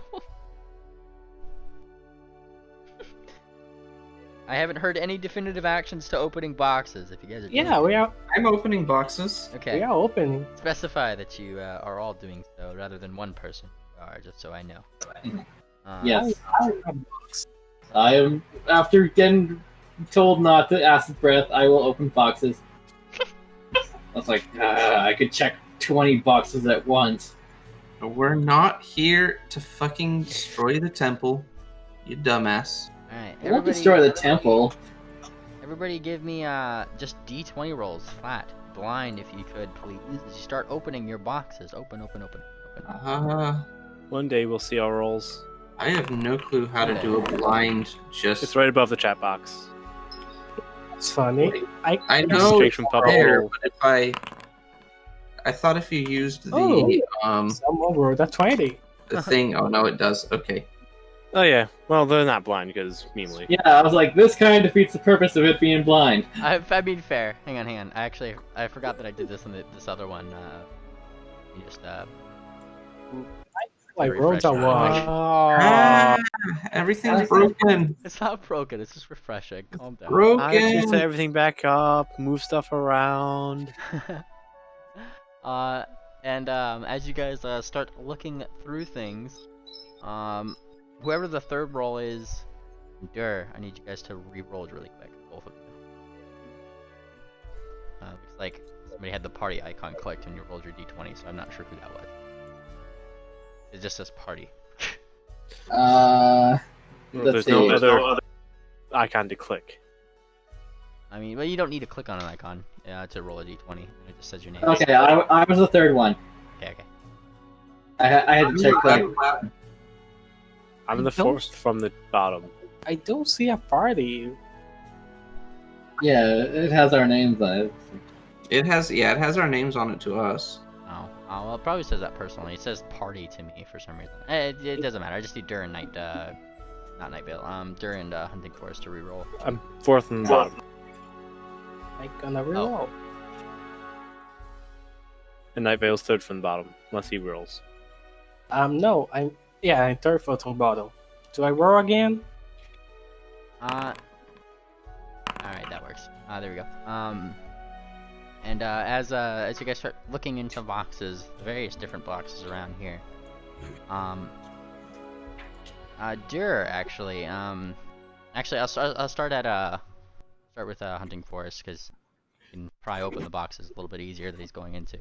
You start opening a rather hard to open box and kind of find yourself a new box of what seems to be candles. Gyro, opening the box that you had found, find more things along the lines of replacements for different lighting mechanisms that they need for actually lighting the fires. Night Vale, you find a number of different pre-oiled wicks and things like that that sit in very nice linen, very nice packaging, as they're kind of separated out from each other so they can be replaced in lanterns and things like that. It's Dur, as you kind of start finding a box that you are able to open, kind of pushing it open, that you notice something rather strange. Kind of pushing up the box lid, you do find yourself in the presence of blue flowers.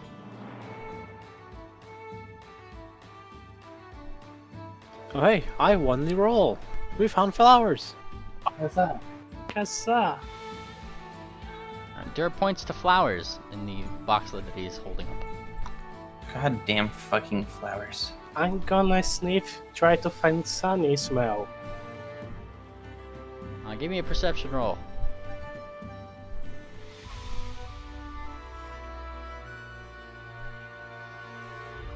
Can someone assist me in sniffing? I don't think you have I a could. Paolo. I mean, I could just reach into the box, see if we can, if she's there. I mean, Yeah, that seems more sensible. what if you squish her and it'll kill her?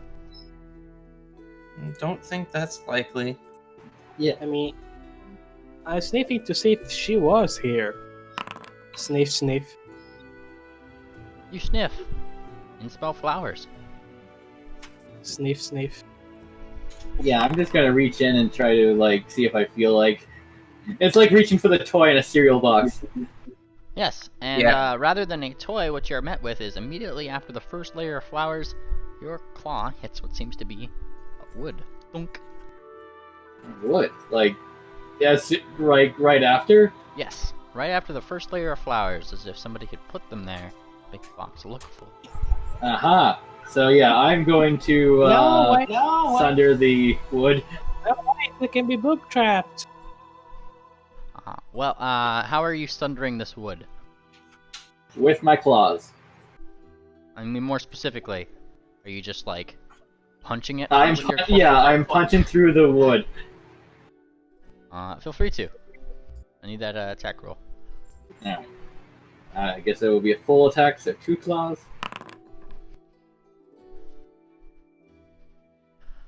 You do so. Smash. And, a couple of the wood boards that were there splinter. A couple flowers fall in, and you notice that might have been actually the more sensible way forward, given that there was no handle to pull that up. And as you do, you notice that under the box, kind of shrouded by the darkness underneath, because I mean she's in a box, until Penguin brings over his light a little bit more. Night Vale, you see in there what seems to be a changeling, namely Sakira's changeling form, you with your fancy eyes. However, the rest of you guys do see your good pal Zakira. Her eyes seem to be closed. She doesn't seem to be moving, and she just seems to be generally sitting. Namely, that spell only lasts 7 minutes. It's over. Okay. Well, then you just notice her and her from then. Zakira, you're all right. There is no response. I'm going to boop her. Boop. Yeah, I'm going to lift her out of the box. You move some of the timbers out of the way just to make room enough for her to be pulled out. Do so. When you're able to pull her out, she seemed to just be sitting with her eyes closed, still breathing, not responding in any way. As you kind of pull her out, she seems somewhat limp. Penguin, detect magic, please. Oh, okay. And he starts casting a little bit hurriedly detect magic upon your friend Sakura. And I also gonna do that. and he does so. And feel free to give me your rolls as well, pal.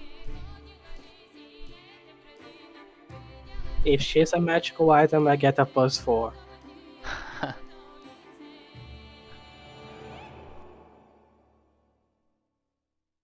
Alright, and you start detecting magic upon her. The answer? Yes. And your spellcraft, let me just double check this really quick, so I make sure I'm giving you the right information here. Your spellcraft would give you the idea that this spell school would be along the lines of transmutation.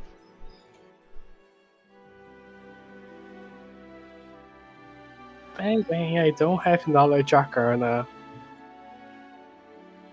Well, I suppose it was the Arcana first and then the Spellcraft, so let me reverse that a little bit. Pingwing, with his roll that I did off screen here, would tell you that it is the spell school of transmutation. Your Spellcraft roll there, sorry I got those mixed up, did not allude to you any spells that you know of that this is recognizable from.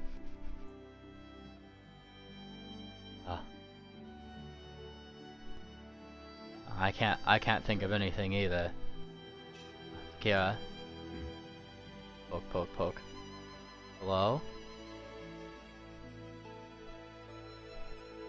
And she does not respond.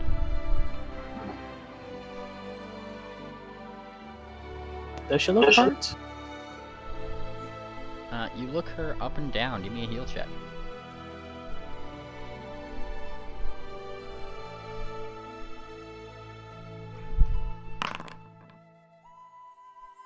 This one's gonna be public here because you're just kind of looking them up.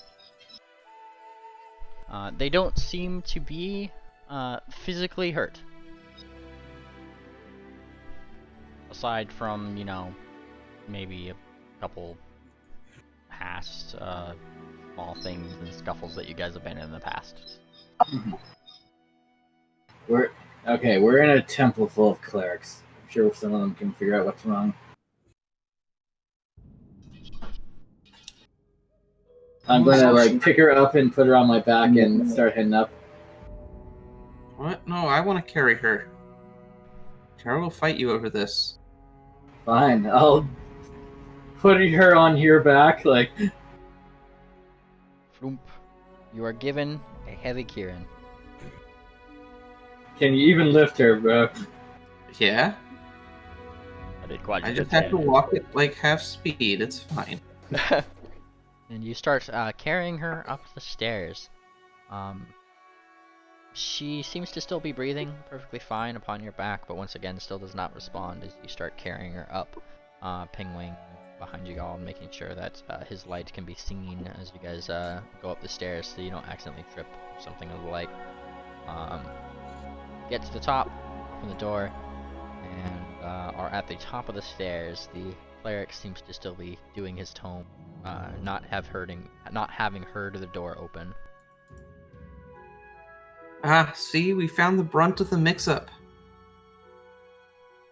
And he takes another second. Double takes. Oh, I didn't hear you again. And then his eyes kind of go a little bit wider. Oh, my stars! What is this? And he looks at the Kieran that is on your back, or the perceived Kieran rather. Is she all right? That's what we're here to find out. We hope so. He kind of drops the quill that he was holding onto his desk and gets up as quickly as his old legs would allow him, and walks on over. Walk. Set her on the table here, quick. Yep, will do. I set her down. And he starts looking her over for a second. And still just barely above that whispering tone. Is she... Where did you find her? And he says this as he starts taking out this amulet that he has around his neck and waving it up and down her body. Down in the delivery we had discussed. From the Bannermains? Which one? The flowers. Yes. And he blinks.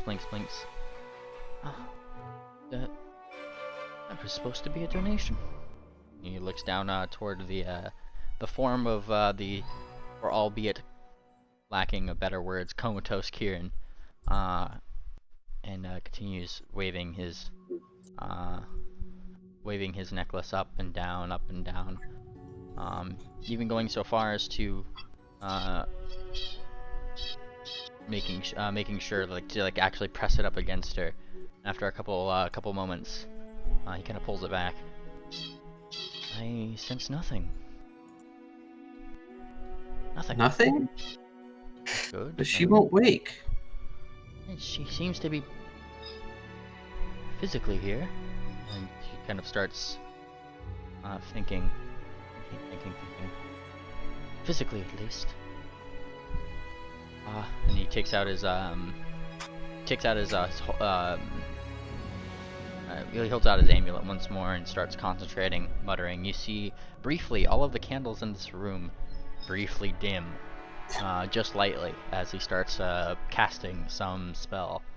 And a moment later, kind of opens his eyes, and looks up toward you, Gyro. She's not there spiritually, to say. Is she dead?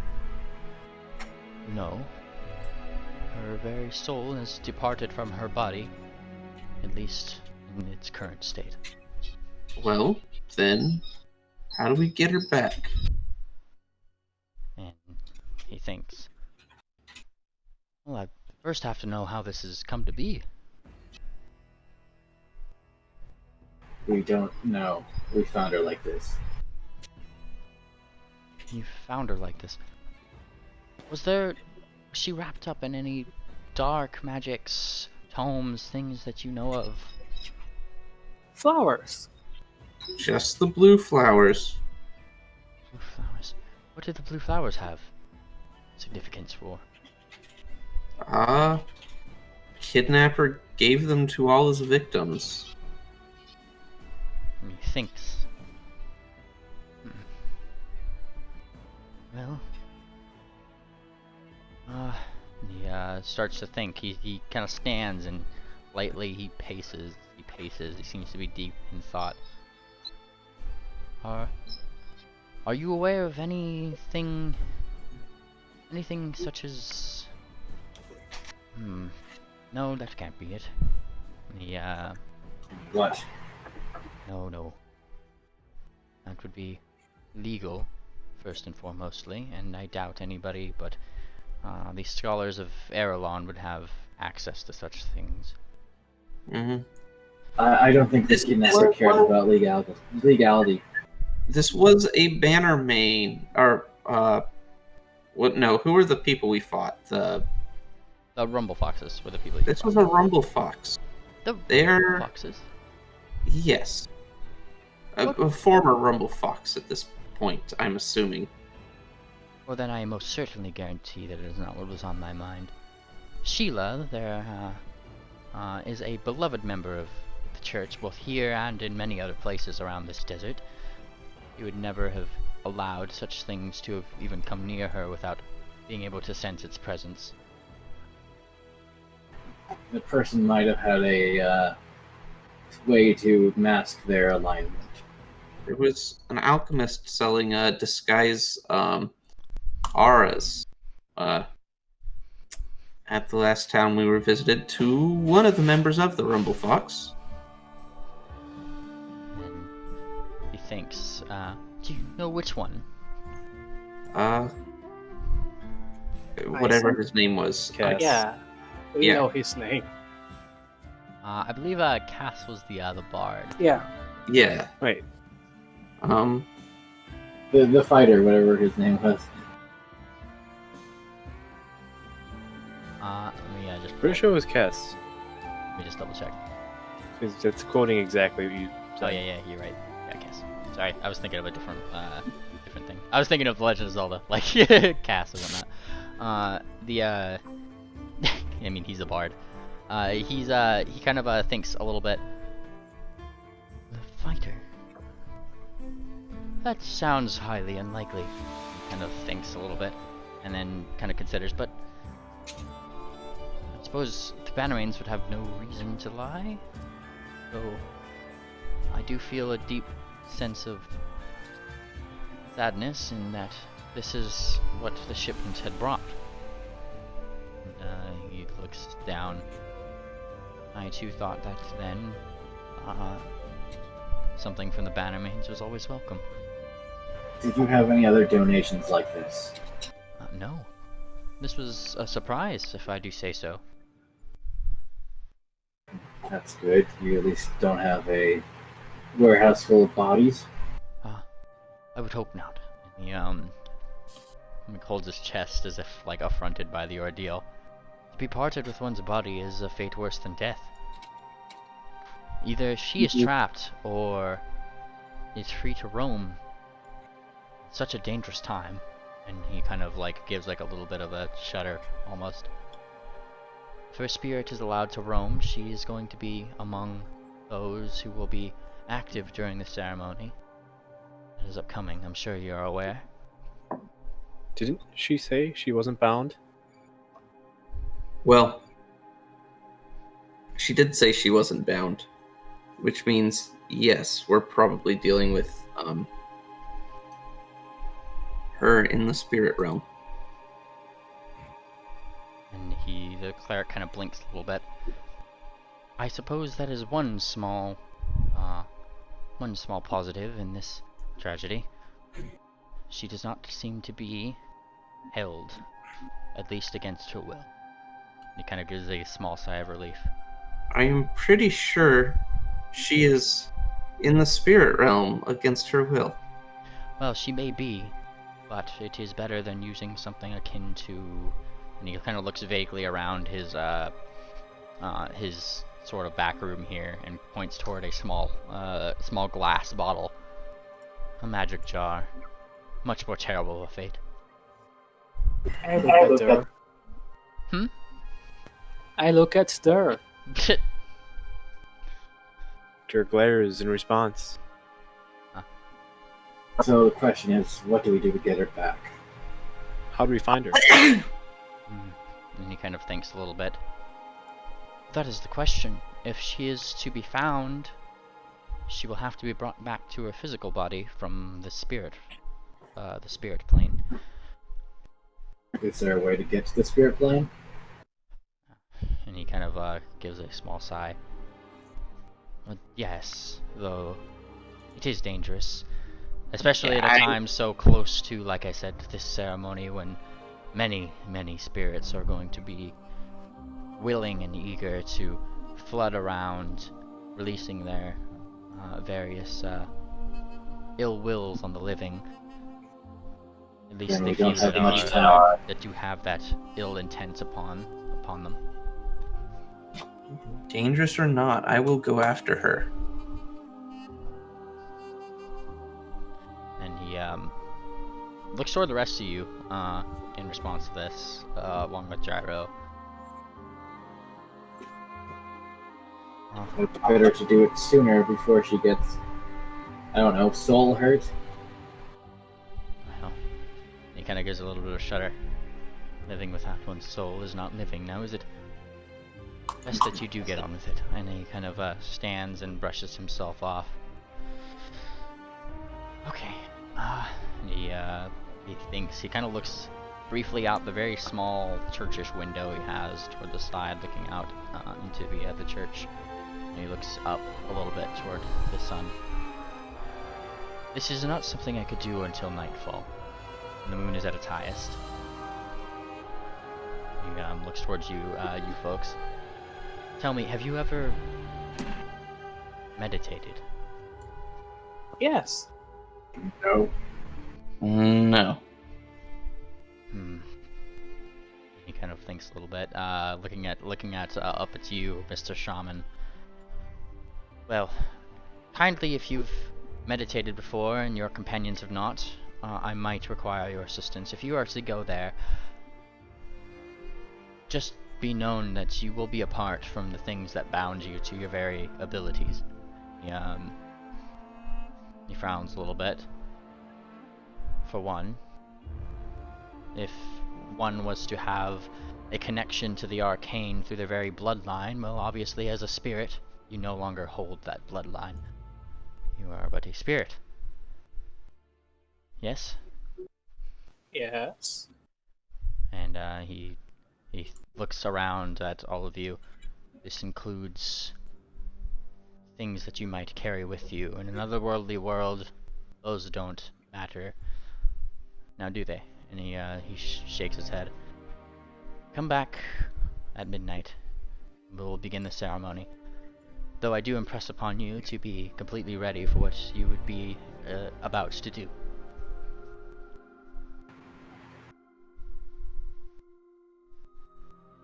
Even you. And he points toward you, Der. I will be. And he kind of looks briefly back to his tome, which, I mean, now that he's kind of like left it open underneath the candlelight, for those who can read Sphinx, you can see it was starting to be a thank you note for the donation that they had received that day. Now half written and not finished. And kind of looks apologetically back to you guys. Was she of relation? What? She was a friend. And, More than a friend. Maybe. Nothing. And kind of looks out to the window a little bit. I will keep her safe here. I know my own abilities better than anybody here, and if anybody is looking to, I guess, take her, they would have to go past me first. He kind of puts a paw to his chest. I do wonder. We spoke with her this morning. How did she lose her soul so quick? And he thinks, has she had any contact with anybody who would be able to do such things? That's what I find weird. Would Damien do that? And that would mean he's already here in town? He is a powerful spellcaster. Does she He might have possess arranged. anything that she shouldn't? Anything that might harm her? Anything evil? And she kind of thinks, he's looking towards you guys more like in the way that he's trying to see if there was anything to jog your memory about anything that he has knowledge of be connected to things that might have done that thing to her. And he kind of The only evil thing we know is this dude here. He carries an evil soul in him. I'm pointing at Night Vale. But I was away from her. Forrest is going to start looking through her bags and such. You start looking through her bags and things like that. In her bags, you find a number of small things. Let me just make sure that I'm getting this list right. Just so I can help this up.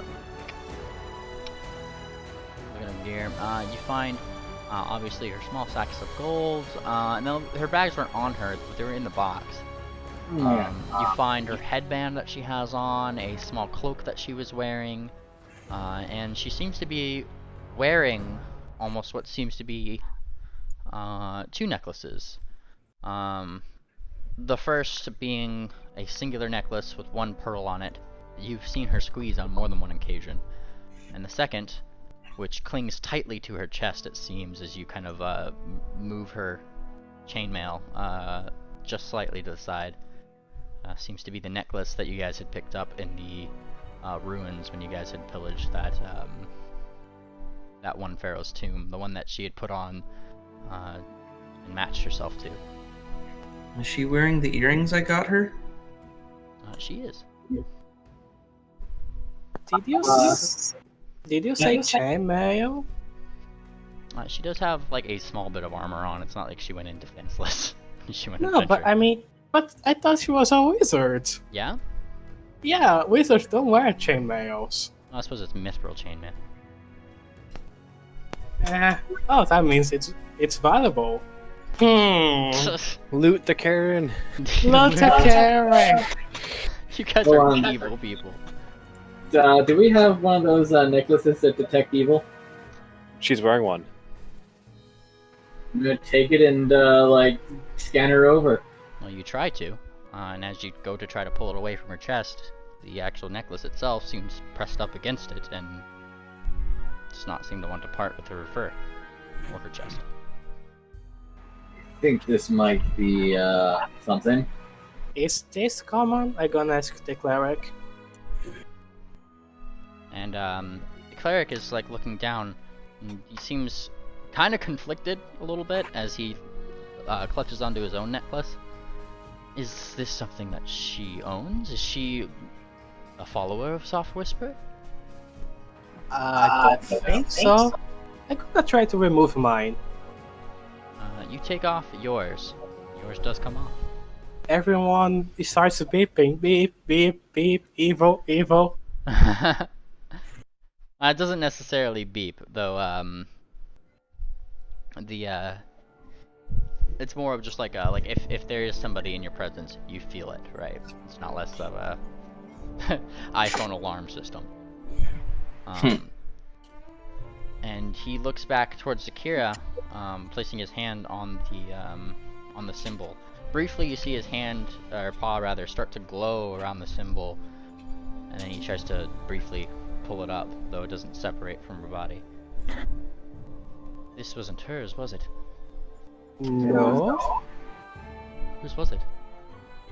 Oh no. It might have came from a tomb. Tomb. And he blinks and like looks towards you guys, like wanting you to expand. Did we actually get the name of the We did. I don't remember what it is out of character, but Has he notes? I dare say be quick, but something about 4 queens.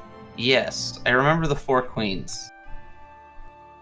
And he, like his whole composure drops slightly. And you've stolen this necklace from that tomb.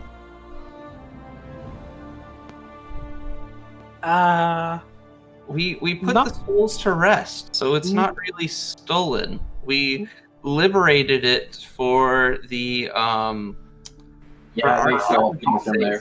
Were the souls not already at rest when you had found this tomb? No. To be me fair, a they bluff attacked check. us. Give me a bluff check. They attacked us. Yeah, because we disrupted their sleep. That's what I'm saying. I mean, if they woke up, that means they weren't sleeping enough. And he looks almost duly offended. This is an affront to Soft Whisper. And he looks down at Zakira. And kind of takes his paw away from the thing on her chest and looks up more toward the sky, seemingly muttering some kind of small prayer as if an apology almost, and not on his behalf but for yours, and looks down. I've got to do some thinking. He goes to sit down back at his desk, taking a few deep breaths. 5-minute break. Yeah, I'm gonna walk my dog. Woo! To the tavern.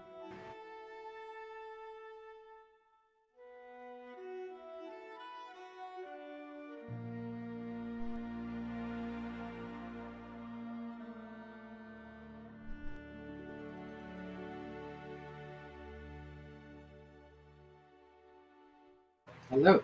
Hello!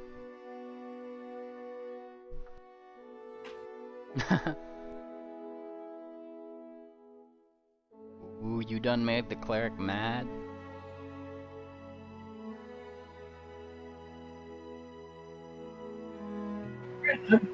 I'm thinking, like, I don't think I actually stole anything from that temple. We took a lot of gold, so you probably did steal some.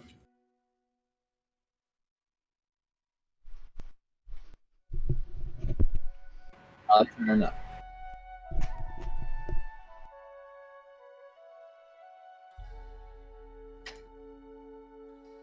I can't believe Powell is walking his dog. Also, Pool Guy, I see you in the comments. Get in the tavern. You nerd. Nerd! I didn't want to go too far without Dur. Dur! What? We're in a 5-minute break. Okay. When did you take off? 3 minutes ago. Alright, like, I'm asking you, when is the last thing you heard? About the tomb. Yes, what specifically? That the necklace was from a tomb, and he wanted us to expand on it. Yes. He had mentioned further that he's kind of figuring out that, I mean, you guys disrupted the sleep of 4 queens and stole this necklace from the tomb,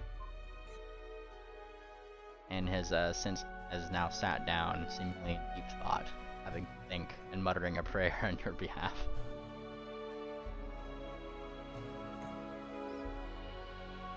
It wasn't like a sign or anything like that. It's like, oh, sacrilege if you steal from this place. It was a tomb. It was a tomb! They weren't at rest, though. We put them to rest. It's fine. They were at rest until we made them not at rest. Yeah. Aw. Yeah, it's like someone sleeping, you kick down their door and then shoot them. It's like, oh, look, they're sleeping perfectly.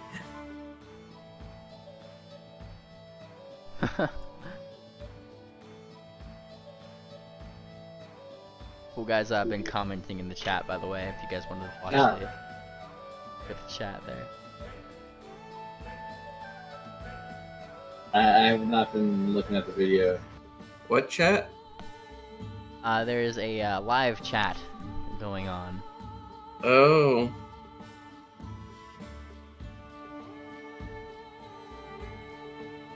Let's see what the cool guy's been saying about us. Oh. Say hi, Pool Guy. You should link it. I did. Look in the spectator voice. I'm looking in voice chat. The spectator voice. Oh gosh. Somewhere. There. Wrong spectator voice. There. Wrong spectator voice. Oh my god, it's my own voice. Fuck that. Let's just mute it.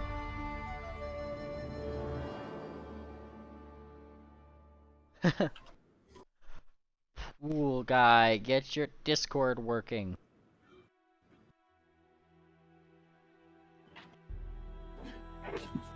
And yes, when I like heard, oh, her soul's gone from her body. Lichness.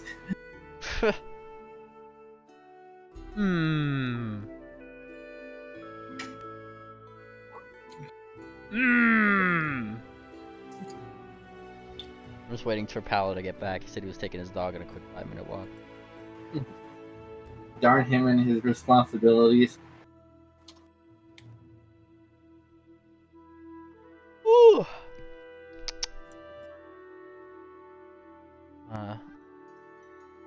Grab us something to drink right quick. I hope you guys are having fun tonight. Yeah. I'm glad I had a little bit of time to prepare for this one. A little. You guys should have seen me feverishly making this map before the session today.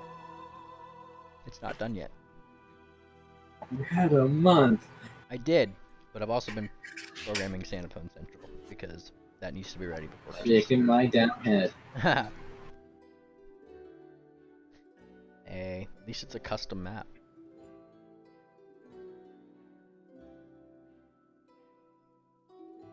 Also, it's a lot fancier. Now I can make a wiki page for it. With impunity.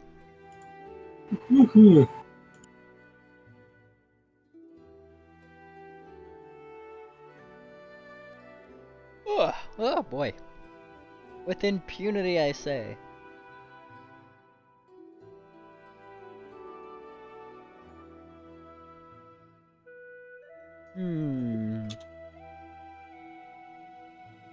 Alright, Zakura's cursed, Talos cursed.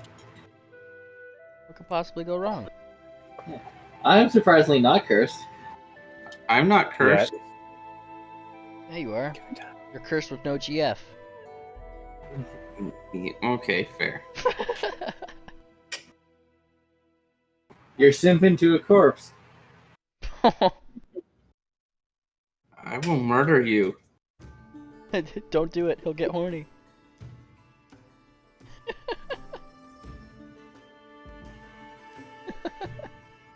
Just look at it this way. She can't say no. That's dark. We're still on YouTube. I will double murder you.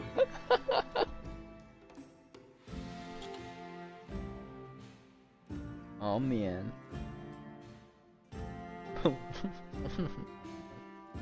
Oh, we're just waiting for Paolo to get back and then we'll resume.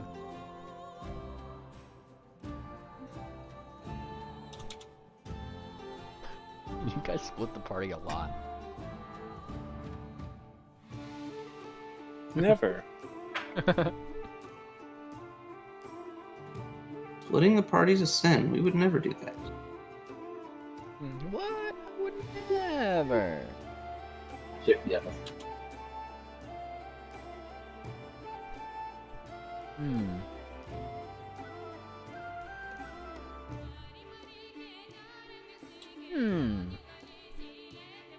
Also, I'm not sure if you guys are aware,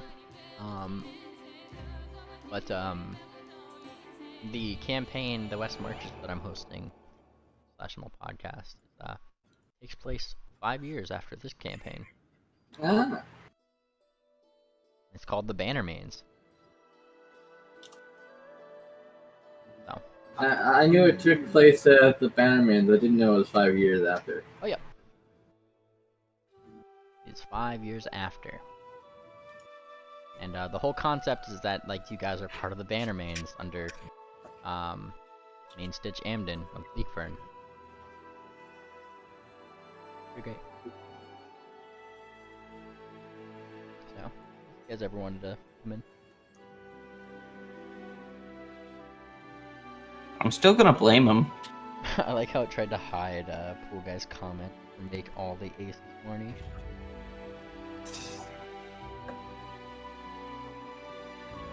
Don't worry, I'll show your comment.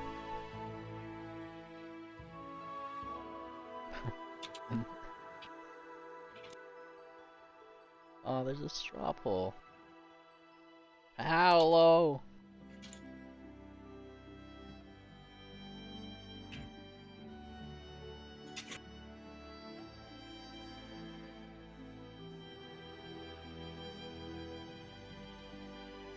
How they're making us wait.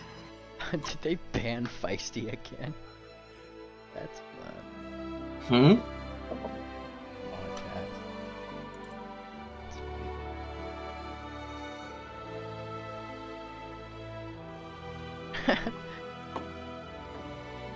Ban Feisty? What? Yeah, don't worry about it. Different server thing. I was more like, I was commenting to myself out loud. Like a I dummy. see. Yeah, sorry. I know Paolo knows who Feisty is, which is why I was like mumbling it, and then it was like, yeah, Paolo's walking his dog. Like a nerd. Like a nerd!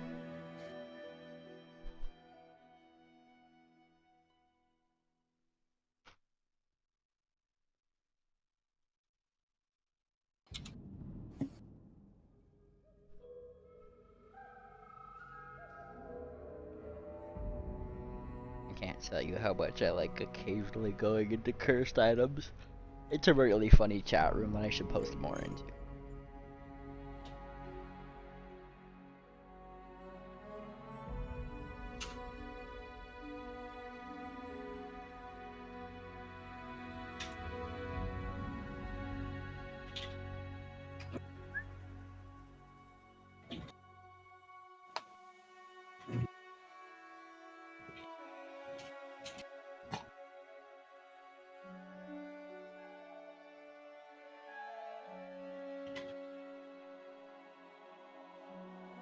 Pool guy.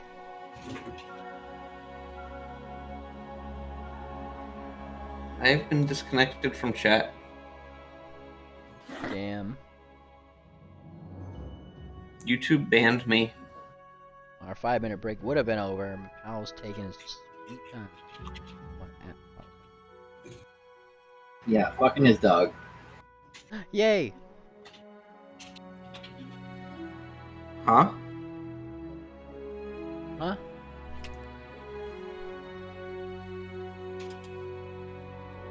Huh? Huh? Nani?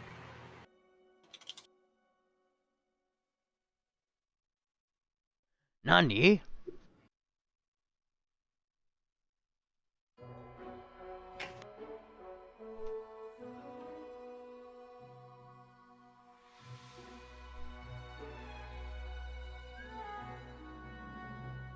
I also want to kind of hear if, like, the Discord opening sound is still. If I join, I'm just gonna hear my echo in the stream. Woohoo! You can mute the stream. I mean, still watch what happens. Cool guy. You've been How y'all streaming doing? along. Yeah, I got in about 35 minutes late. I was dropping my friend off at his place, Hmm. but I'm glad to join you. I like your story. I'm glad you were here for the for some of the fancier bits. When did you what point did you come in? What'd you miss? Gosh, I can't remember. It was 35 minutes after the stream started is when I joined, and I've been trying to listen along, but to be honest, I've been using y'all as background noise as I've been going through eBay buying stuff. Base? But I did catch the important bit about a box coming in that's covered in blue roses and the kidnapper leaving blue roses. And then as soon as y'all mentioned Zakira being in the spirit realm and Damien being a part of it, that's what brought me back in. Damien's sent her to the Shadow Realm, playing Yu-Gi-Oh! Yeah, effectively, cool guy. The implication right now is that, well, pretty much like what went down. The box was dropped off. It was phrased as a shipment of flowers. Hunting Forest found out that it was not, in fact, a shipment of flowers, or if anything, was a very small shipment of flowers that had more than just flowers in it. Had the closed eyes, still alive state of Zakira within, though she didn't seem to be there spiritually, even though she seemed relatively unharmed. This cleric of Soft Whisper started surveying, and I've concluded that she no longer has her soul in her body. And based on messages that she had sent to and from, it's kind of speculated that perhaps she's not bound in a magic jar somewhere. Which is good news, to an extent. She is still trapped outside of her body, however, and upon being questioned as to if she had had anything on her, anything she shouldn't, anything that might point to bad things or ways that she could have gotten into this state, dealings with mad wizards, etc., etc. The only conclusion that was able to be drawn upon that this wonderful party here decided to loot a tomb earlier in game, and one of the things that Kira found was a very fancy necklace, the kinds that these all these sphinxes wear ceremonially, and she had taken it from the tomb, put it on. It is currently bound to her chest and will not part from it. Mm-hmm. And a quick out of character, all I can see here is a rabbit. Oh yeah? Yeah. What does that mean? This building looks like a fucking rabbit with the walls. Oh, that's pretty much catch. Yeah, it kind of does. It does kind of catch you up though, pool guy, for what you missed. So how do y'all plan on getting to the spirit realm? This isn't Kung Fu Panda 3, so no skadooshing. This dude's gonna teach us or something. That's the only Kung Fu Panda I haven't seen. It's a good one, dude. I recommend it. I think it's on Netflix. I'll have to watch it. Now, Cleric Dude did say, because, like, this is... He's kind of affronted at the fact that you guys looted a temple of 3 queens. Or 4 queens, sorry. To be fair, Dur said we could. Sure. Yeah, I do not know what you're talking about. remember Dur saying this. It's Dur's fault. I mean, we're adventurers. That's what we do. Mm, But yeah. So he seems kind of affronted and sat down at his desk, simply say that I need some time to think. Some time.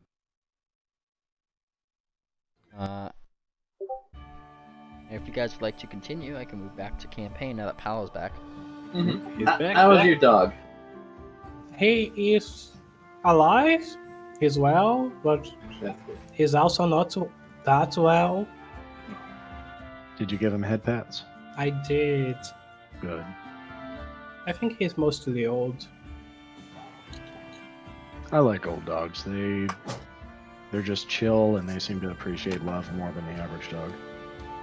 Yeah, I think. It just means he lived a good life. We He lived a- rescued him, so we. Yeah. Yeah. You gave him the best life he could have had. Yeah, sort of. I mean, not every dog is so fortunate to have somebody who will walk them after a break. You mean during a break? During a break, yeah. He should thank me more. It's like, you lazy little layabout. What have you done for me lately? Alright, I'm gonna head down to campaign voice. We'll continue this session now that Paolo's back. Back to Feel the free to- stream. Feel free to tune along, pool guy. These messages will be right back. Alright. So, the cleric sits down, saying he has to think. and takes a good few moments of silence. Broken, by a sudden kind of scoot from his chair. He scoots back slightly, stands up. He turns to you guys and takes a deep breath. I will convene with Off Whisper in silence now. Come back around midnight, and if she condones me to help you right this wrong, I will help as best I can. Though cards are in her hand, you have done a great atrocity in doing what you have done. Hashtag not sorry.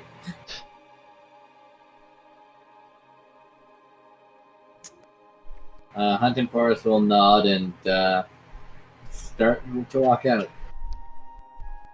Yeah, so will Gyro, but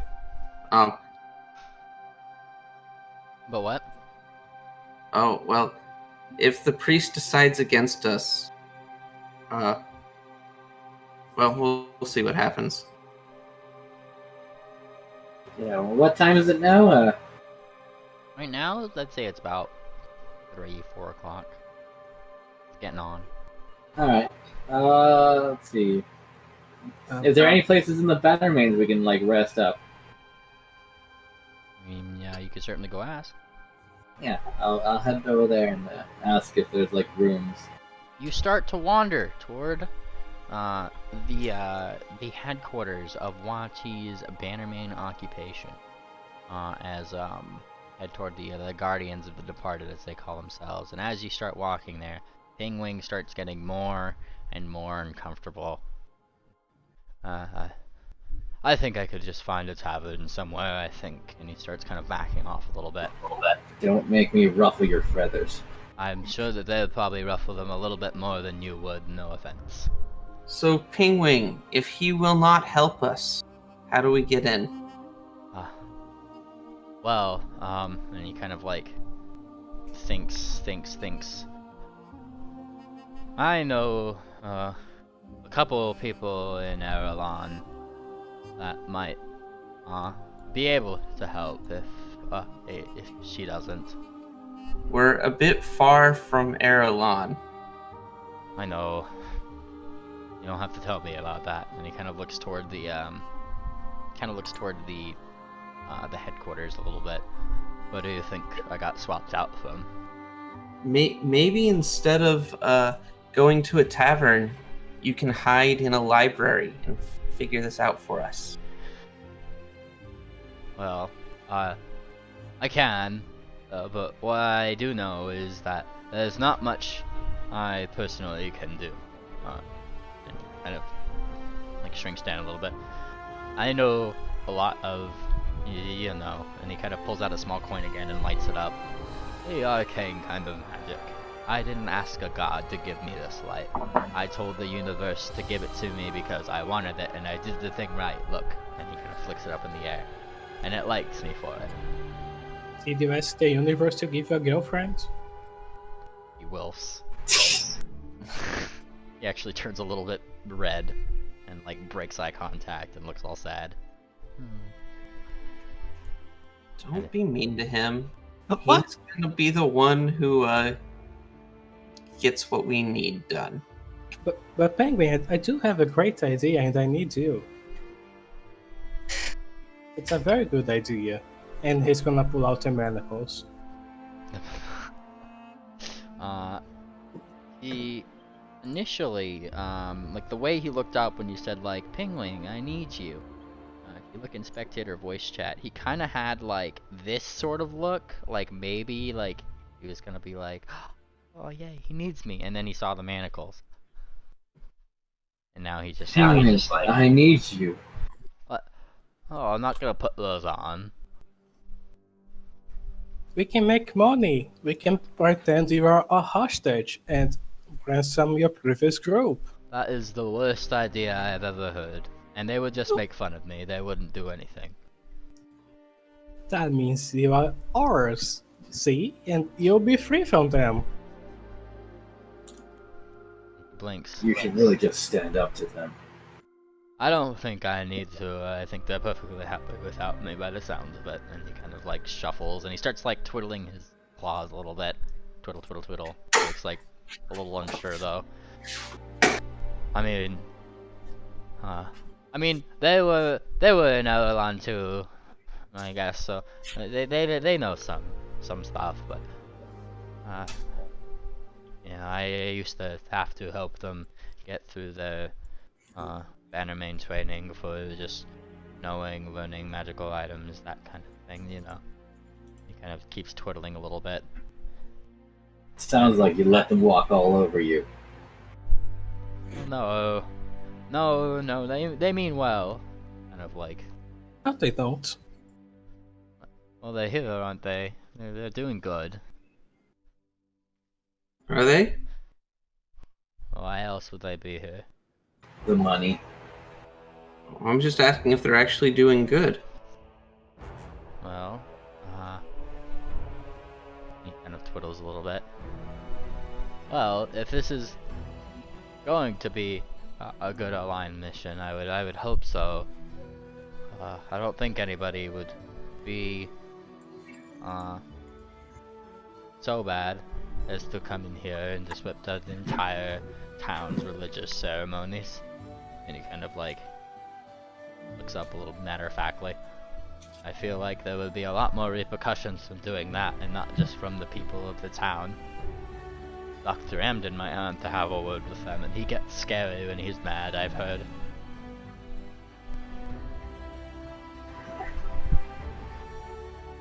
Whatever. Just go run along then. Okay. And he kind of like shrinks away. He looks a little like guilty though about it. Like tail between your legs kind of thing.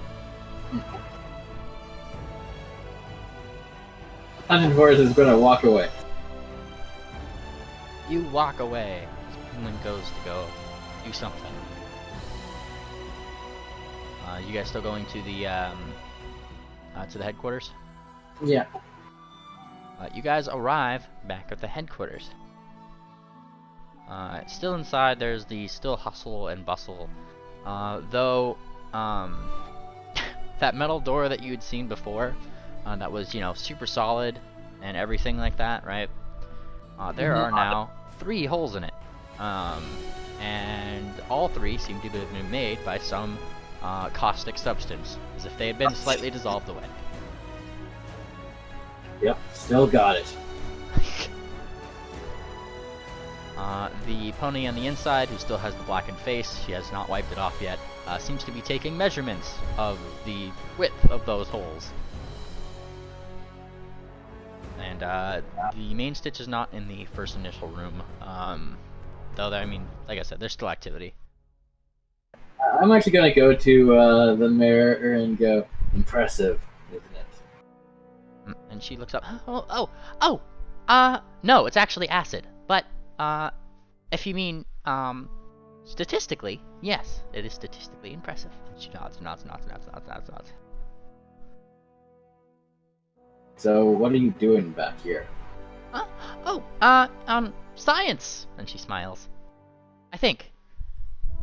And, somebody, from the inside, seems to, kind of like, weirdly chirp a little bit. Science is just... The only difference between science and messing around is writing it down. Oh, hush, I know. Look, I'm writing. And she points to, like, a little book where she just has some scribbles in. Hunting Forest is going to put his finger into the hole and open up the door. You do so, and you open up what looks to be a bomb shelter. Though rather than keeping bombs out, it seems to have been keeping them in. There is ashes and splatters and broken glass that like seems to have wedged itself into the walls, the metal walls. This room seems to have been specifically made to contain explosions. Perhaps, possibly just this person's explosions. And the different beakers kind of haphazardly sit across the counter, unlabeled. And she has like 1 notebook in the entire room that looks like it might fall apart at any second. You like blowing yourself up, it seems. Oh, no, not at all, not at all. And she kind of shakes her head, Look, look. Look! She points at the hole. That's not blowing up. I guess. You guess? Well, that's a hypothesis. Write it down. She points to her notebook and she shoves it to you. Write down your guess. I'll just write down the, I guess she doesn't like blowing herself up? And you do that. And she takes the notebook and she looks it over.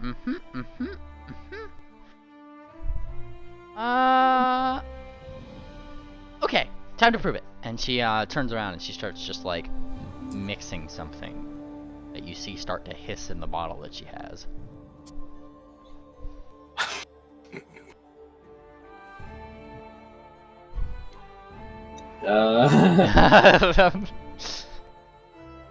Are you staying there? Like, that's what I'm waiting.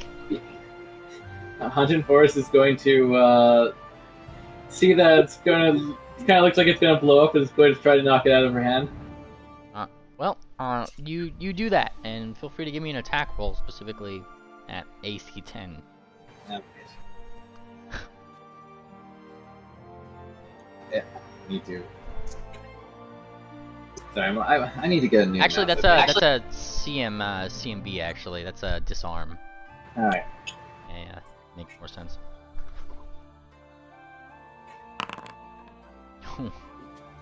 Nice. I didn't need to be blind. Wow. You slap it away, and as you do, it hits the far wall away from you guys. Immediately as it hits it, the liquid kind of splashes on the wall, and you see it start to turn a bright, fizzling red. And I need you, and I guess her, to give me a reflex save. All right.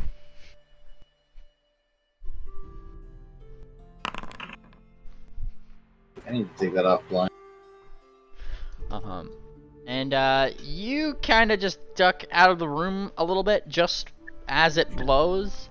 You're still going to take a little bit of damage from the explosion as you manage to get out the door just barely in time. Half of that to as she jumps behind something. Let me do her roll really quick. I can pull this up here. There it is. And she jumps behind something, though not nearly as quickly as it goes. Explodes within the room from the wall, kind of blasting out that way. More of a brief fiery jet with the small amount of liquid that it was. Once again, her hair is blown straight back. As you know, she gets that burned face again, coughs, and she looks toward her journal. She kind of picks it up. Conclusion: does not like getting blown up. And she closes her notebook and she looks towards you. Science!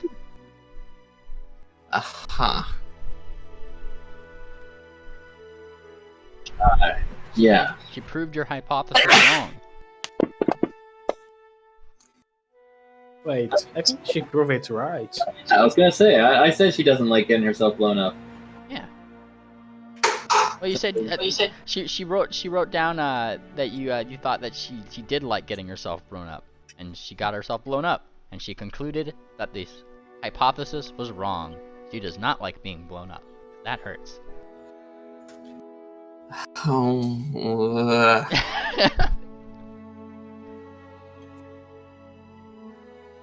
Gyro, what are you doing? I think I'm just watching these antics. I'll say, I have some better explosives if you want. Oh man, she sticks her nose right through that, right through the dissolved hole a little bit, and she looks at you. Wait. No, never mind. And she pulls her head back. She changed her mind. I guess she is a little too chicken. And as you say that, you hear another chuckle from behind. That lady hippogriff that you had seen making fun of Pingwing earlier. And it says, huh. Well, that makes 2 in this place now.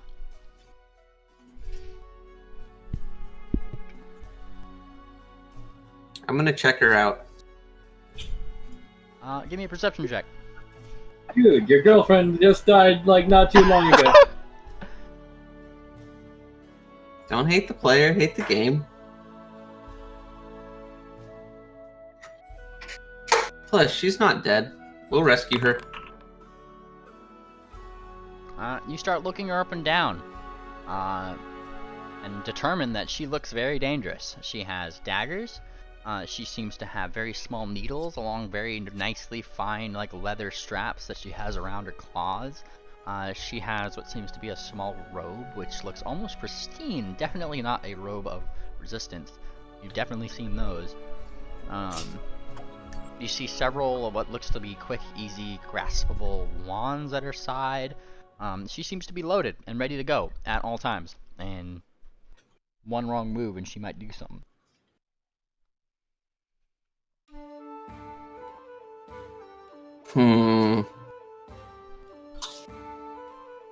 Yeah, she's not my type. She's just watching you watch her. Yeah, make one more move, buddy.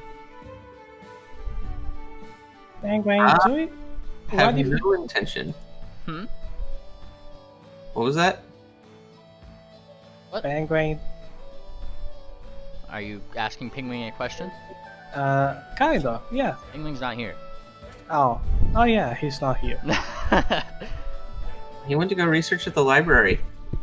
That's true.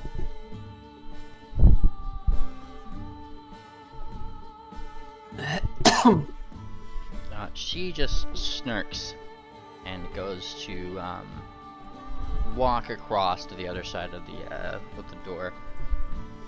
Kind of leaning up against the other wall and looking towards you, Gyro. Where'd your friend go?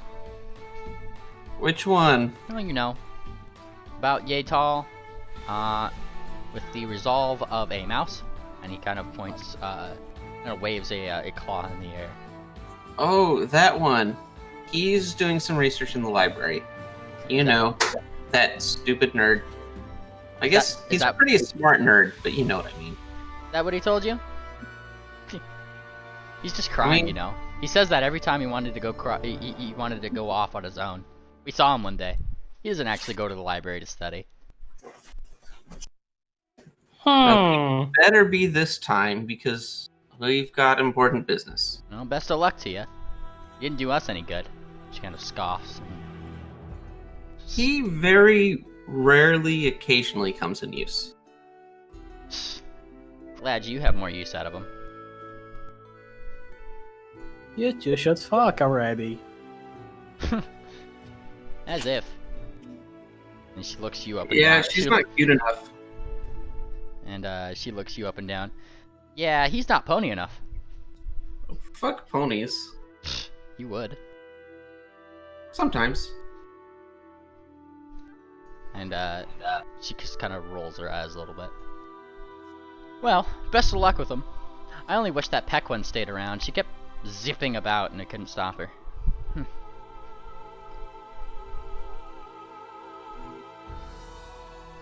she kind of shrugs and walks off to the other room.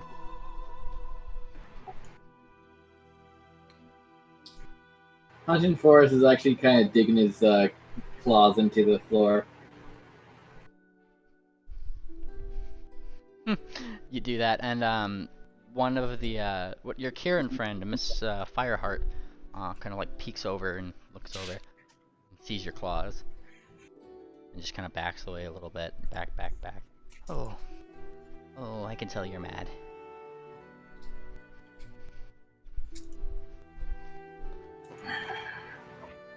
Is it those people? And she kind of like gestures toward the door she just left through. Yeah. They do seem rather mean. Better than dragons, in my opinion.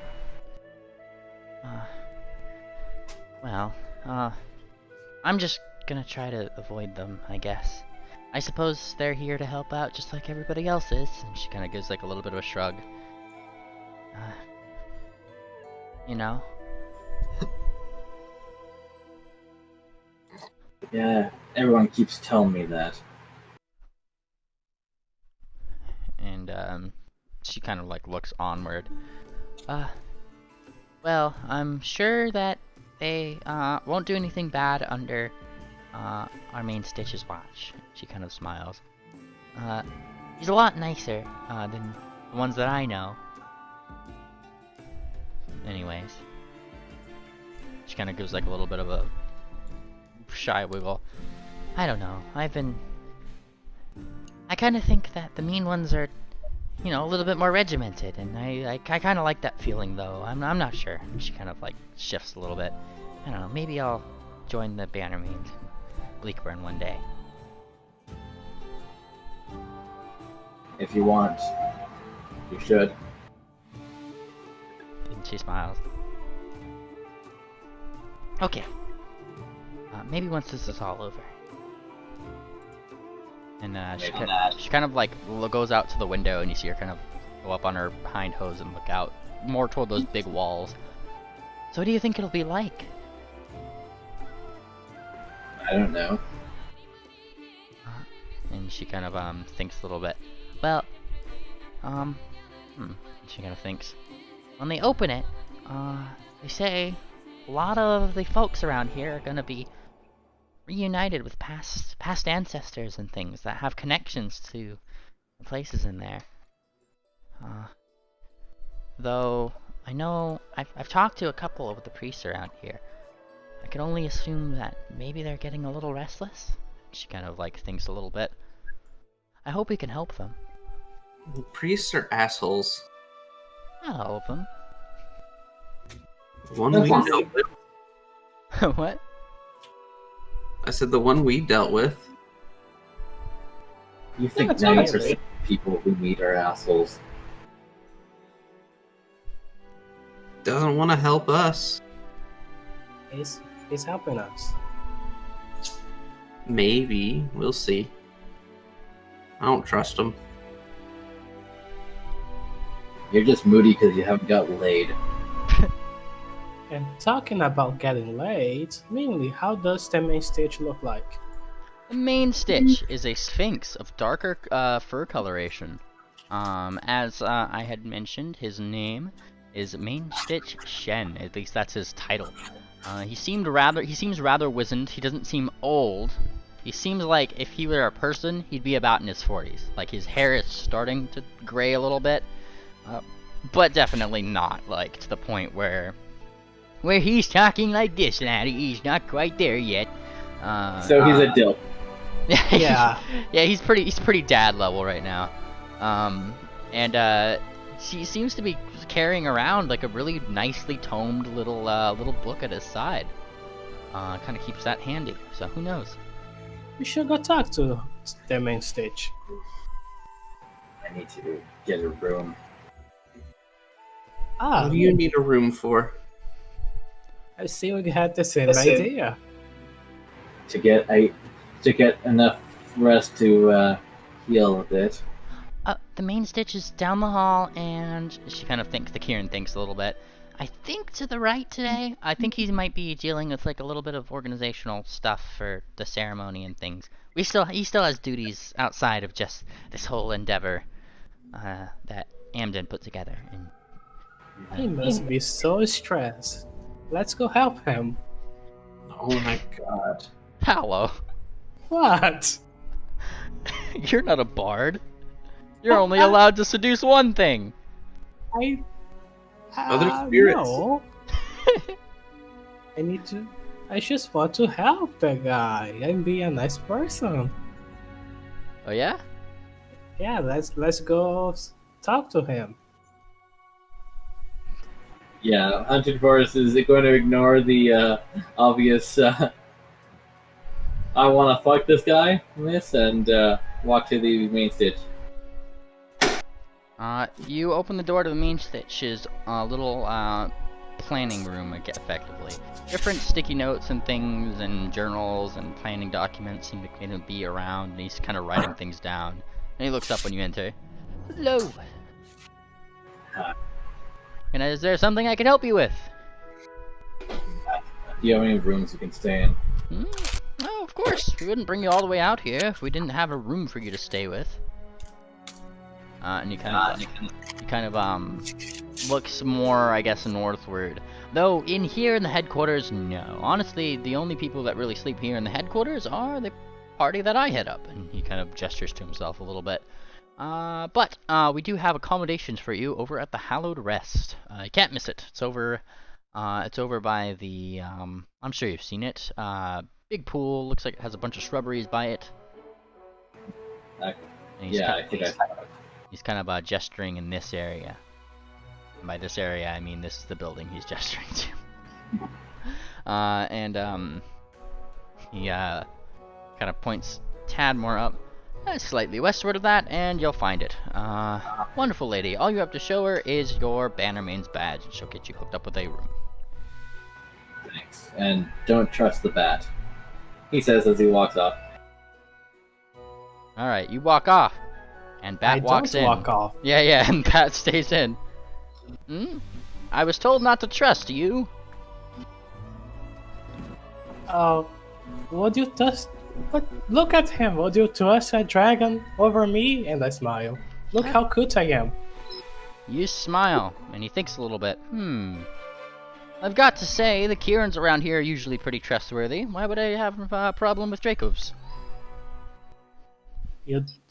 I saw that one attack an old lady because he was angry at her. This seems to have quite the temper. He does. Have you tried to tame it? I did try to help him, but he doesn't listen. He only talks about money. Have you tried giving him money? I don't have that much money. Well, then I suppose you must give up on training him then, yes?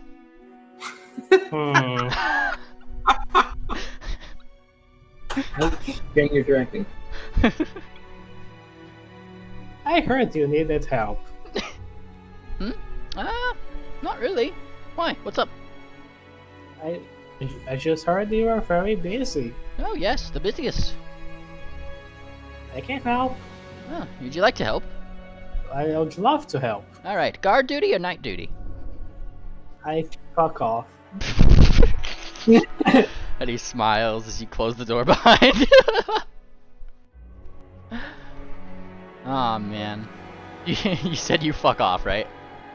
I didn't say. I said and then I went outside. Yeah, I figured. I was just making sure I got your wording right there. Yeah. Oh, boy. And, he just continues his work as normal. Now, like I said, the tavern in question is the one he pointed out over here. Wait a minute, I didn't leave the place. I'm just saying, like, this is where he had gestured for you guys to have rooms since you guys came in there to specifically figure out there where that was. Yeah, I'm at least going there. Yeah, I get my own room, or I can room with Darth. That's fine too. Also a fine thing. It's Paolo, cost effective that way. Paolo, what were you doing? That you I wanna ask the. I'm gonna talk to the lady in the room outside. Which one? The one which had bombs on her. Ah, science lady. Yeah, science lady. Science lady is still doing science. Hello. Shush! Don't talk now. Okay, now talk. And she like stands up from her thing and she looks towards you. Okay, say that again. So, looks like you like blowing up stuff. Okay, now say that again, but slower. Looks like you like to blow up stuff. Now say it really fast. Tell me. What? I said, you wanna blow me? What did you say? You want to blow me? Speak really fast. Give me a bluff check. Give me a bluff check. You mean bluff? Oh yeah, and this one's not gonna be blind. You mean bluff? Bluff deception. Whatever. I'm not lying. No, but you're trying to fool her. No. What do you mean? I'm being completely honest, right? Paolo, give me a bluff check, damn. Based. And she like double takes, and she thinks a little bit. Man, bat ponies do talk fast. And she like writes that down. She didn't seem to catch exactly what you said. How disappointing. Paolo, you need to step up your game. And she looks to you. Okay, now, how high pitched can you? And she looks left and right. E. And I'm gonna get real close to her. I'm gonna need some incentive for that. Well, yeah. And she thinks. She goes back into the science room, and you see her start mixing things. Mix. And she comes back. This'll do. What's this? She hands you what looks to be like an orangish liquid. What's this? Compensation. What? You said that you wanted to be compensated in some way. I give this to her. There, you were given a small beaker of orange liquid. Dur sniffs it. You sniff it. It smells like mangoes. Might give a mango juice. I don't trust it. Something like that. And she kind of smiles. No, don't worry, it's fine. It smells tasty. Have it, there. You are my deity after all. Nah, it's much too much for me. It's more fitting for you. And look at it. I don't want this. I'm some. scared. Live a little. Try some. And You want to live. the pony inside gives you really, really big ol' eyes. She's saying, please, and she holds up her little journal, and she has a writing utensil at the radiating everything.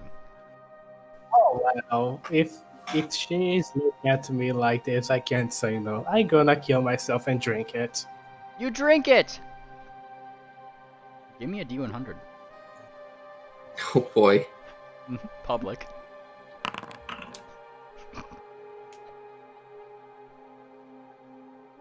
Alright, give me a fortitude save.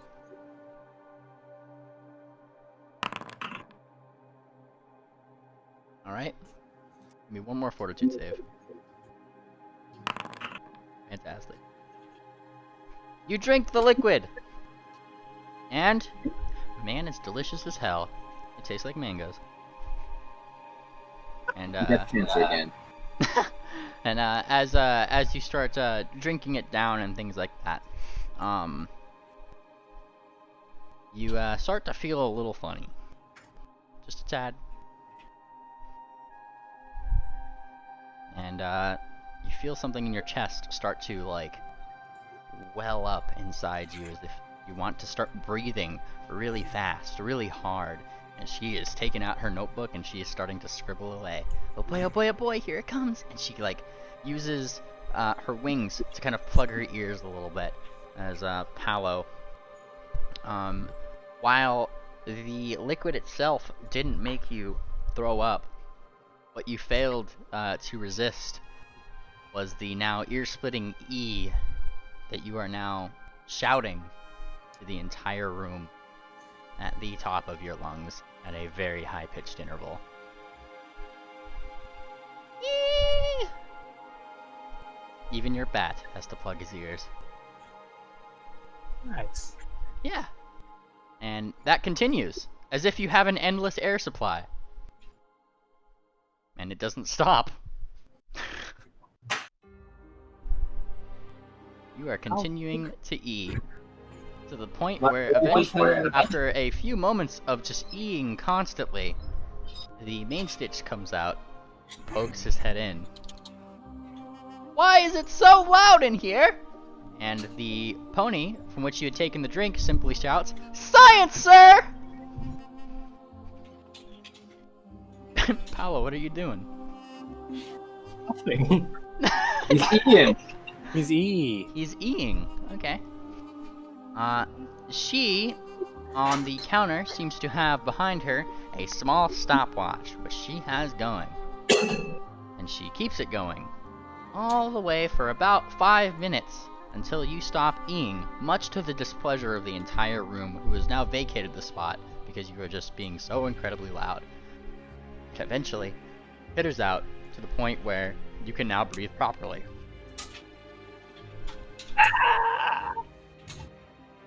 Your voice is very hurty right now. She unplugs her ears. Here we go. Mangoes for ease. Perfect. Do you still wanna blow me?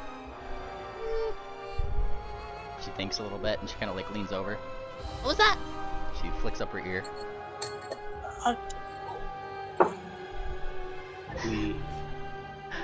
She like leans in even closer. Sorry, didn't catch that. One more time. Leave. Leave? Yeah, I'm leaving. I'm not talking to her anymore. I'm mad. And you leave her there in the doorway, smiling her ears off.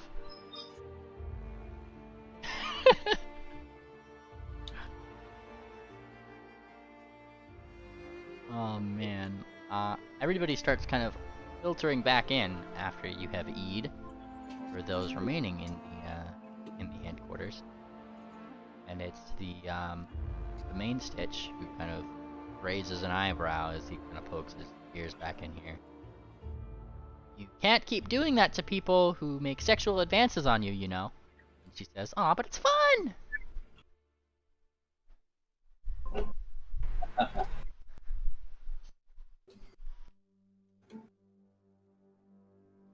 And, what are you guys doing? Are you guys finding the tavern? What's going on? I'm heading to the place. Yes. To the tavern you go! You guys head toward such. Kind of heading more toward that poolish area. You notice that there's a lot more little, like, nobler sort of folk that seem to be residing in this sort of market area of this city. And find your spot in the bazaar.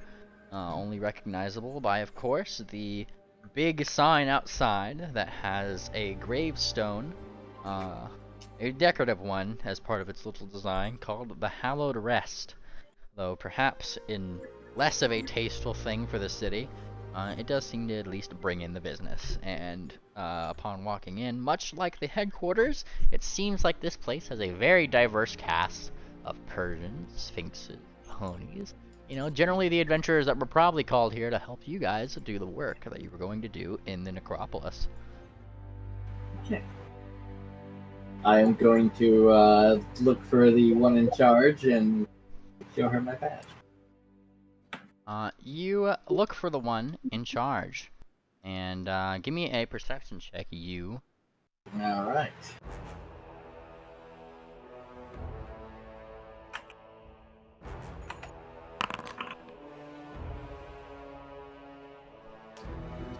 You do so. And as you start looking around for the one in charge, you find yourself stumbling upon what looks to be a male sphinx who is standing near the counter, seemingly overwatching his staff, and he looks over the big one. The big one! What brings you in, my friend? I'm looking for a room for the night. Yes, we will get you room. Don't you worry. And he smiles. Yes. Room for a big one. Are you a Bannerman? I am. And I show the badge. Double room for the big one. And everybody cheers. Hurrah!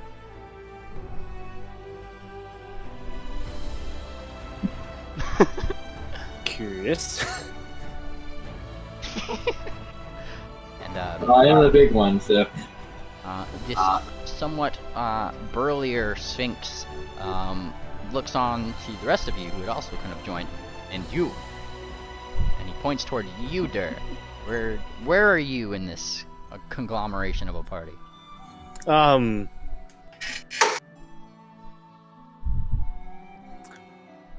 mean, it's Durst. He's wherever he wants to be. He is. One sec, I have a table for this. Okay, invalid. Okay, there's only two choices. Okay. On Gyro. He's on Gyro. Well, he approaches Gyro and looks up firstly to Dur. Funnily enough, nobody ever does that. And he pokes you right in the chest, Dur, with a fluffy paw. Poof. You. Teeny one. And he squints at you and he looks. He's like in Gyro's face, but he's like looking at you, like at This Dur is squints back. very He goes, uncomfortable, sir. You have good eyesight. And he's squinting at you, Dur, and he's speaking to you when he says this. Are you and your familiar looking for a room as well? And he gestures toward Gyro. We are. Are you with the Bannermans? I am. And Dur shows a very tiny banner thing. Double room for the Bannermans! And there's another round of huzzah! And then everybody drinks again. And also a small bed for this one. And he kind of gestures into his bag and pulls out a small matchbox. And he gives it to you. I see. I don't think I'm gonna fit in there, but this one will. Nonsense. I sense his personality is a big one.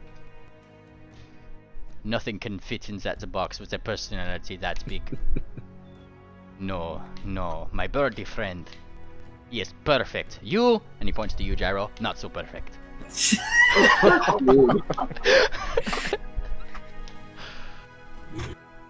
He then looks Hunting toward. Force is actually gonna laugh and say, "I like this one." And lastly, he goes toward Night Vale. You! If I have a badge. What? Badge? You flashed the badge? Do you have a badge? I mean, you were kind of given one. That was kind of your going away present with the map. I gonna show him the badge. And he looks at your badge. And he looks at you. Impossible. I know. No. Sir, friend. Friendly bat, you. And he points to you and jabs you in the chest. Are impossible. I know. Yes, he is. And he turns around and Unfortunately. he turns around and looks toward back toward the counter where like the kitchens would be effectively. Dimitri! And his there's a moment before you hear, "What? Dimitri, come meet this one." "Why? He is impossible." Dimitri comes trotting out from behind the bar, and Dimitri is not a small pony. Dimitri is a very large pony, and he comes over to you and glares you down, Night Vale. "What makes him so impossible? Look at the state of him. A bat pony. Impossible!" I just imagine these two with like big curly mustaches. Yeah. And he presses his forehead to your forehead, Night Vale. "Prove yourself possible, bat." For the attack. What? I look for the bottom. There we go. Slumber. Paolo, you cut out at the beginning of that. I didn't hear what you said. Slumber. Oh, you just pat him on the head and slumber him? Yeah, kind of. Give me a will save. Based! Alright, what's the DC? 20. And Dimitri, upon booping your forehead and asking you to prove yourself possible, just falls over on the ground. Thump. And the whole bar raises their glass and goes, "Huzzah!" And the bartender claps you on the back. "Double room for this one. The possible one." Yay. You are now fairly roomed.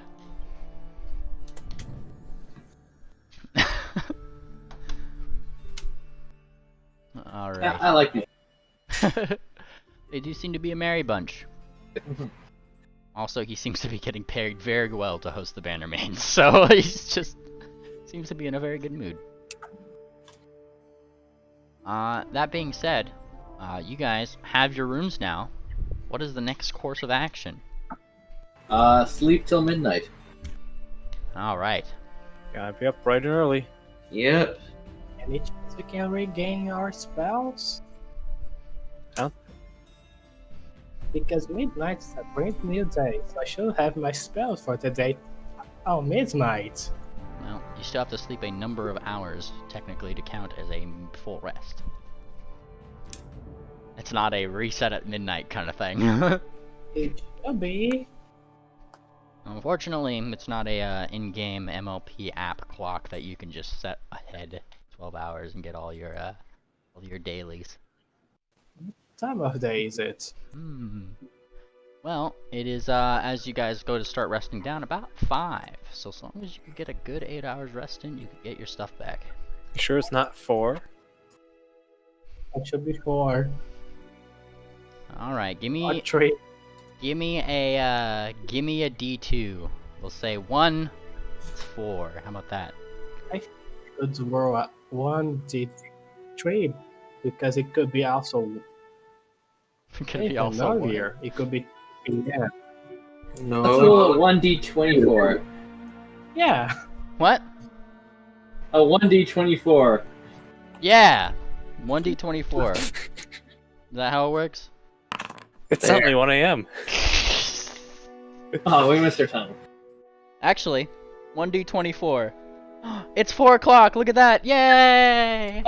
Wow, it's 4 a.m. We really got it early. Alright, it's 4 o'clock. You guys get a good night's rest in, we'll say. How about that? Accept that. And you guys take your rest. And time goes by up until midnight. At least close to when you guys are awake with enough time to get down to the temple.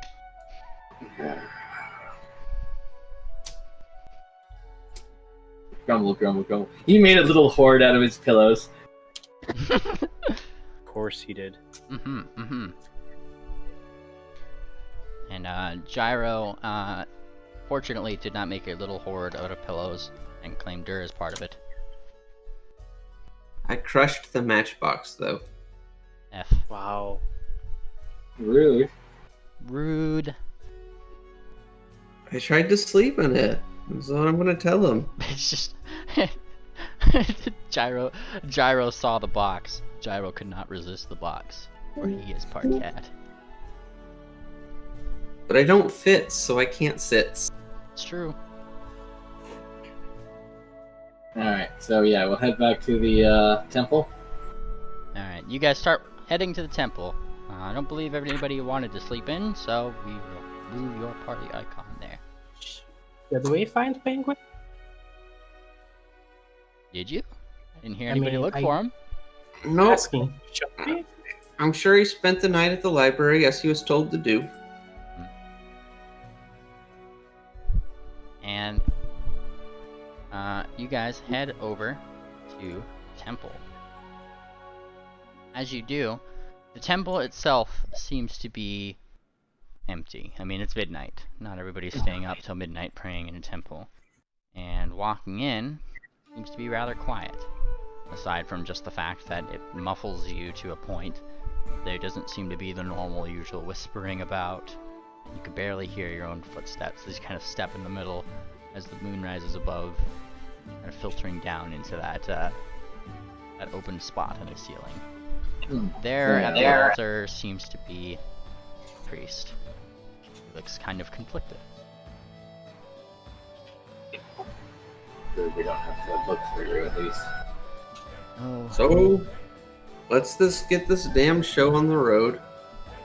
And then we can quit invading Soft Whisper's domain, and then everyone will be happy. He comes forward. I will help you to the best of my own abilities. I know in my heart of hearts that is what I need to do, not behold grudges, as that is not within my domain to do so. And he says somewhat solemnly, however, it'll be up to Soft Whisper whether or not to allow you into the realm that she presides over. If you would kindly follow me, and he kind of turns over toward the altar, steps on up, gestures down to it. I will go to the altar. And you guys kind of step up, right? And he starts spacing you guys out. Dur, actually offers a small talent to let you perch on, so he can put you toward the ground on your own rather than perching on somebody else. Okay. He set you down. Sit tall and close your eyes. Okay? Okay. Breathe deeply. Think about your connection spiritually to this plane. Multiple planes exist. We are all connected to them. It is how it is. And he starts walking around, and as he does, through your eyelids you kind of see what seems to be a light, and perhaps he's doing something. If your eyes shut, let yourself go.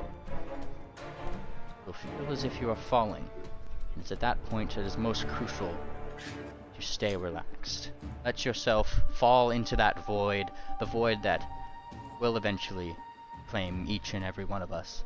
It is something we all have to face through life at one point, and this is no exception. And, as he starts He starts speaking. His words seem to get a little bit more distant, and you kind of feel yourself slipping, as if that moment between you falling asleep, not falling asleep, in that sort of half awake sort of state as the lights behind your eyelids flutter, kind of do the thing as he continues to speak and talk about relaxing yourself and such. Now, wait. She will answer. And at this point, I need you all to give me blind, flat D20 rolls, please. All right.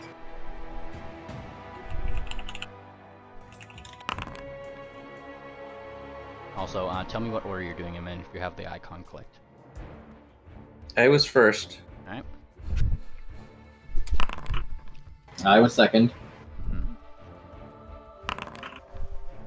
I was third. I was fourth. And, from each of you, I need you to give me a diplomacy roll. Also, All right. Can I do an intimidate? No. All right. I can't yell at God. You cannot yell at God, this is correct.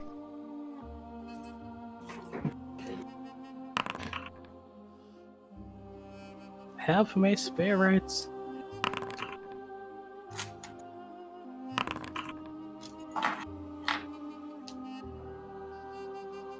Alright. Let me just look at my table here. I gotta compare things. Don't you worry. As you guys start feeling yourself slipping away, or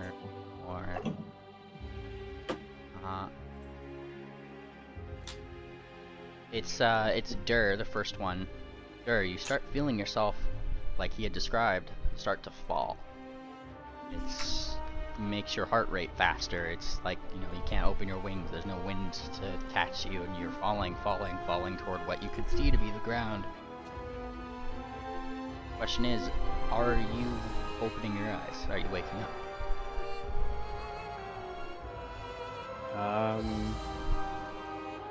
Shit, what was I told to do?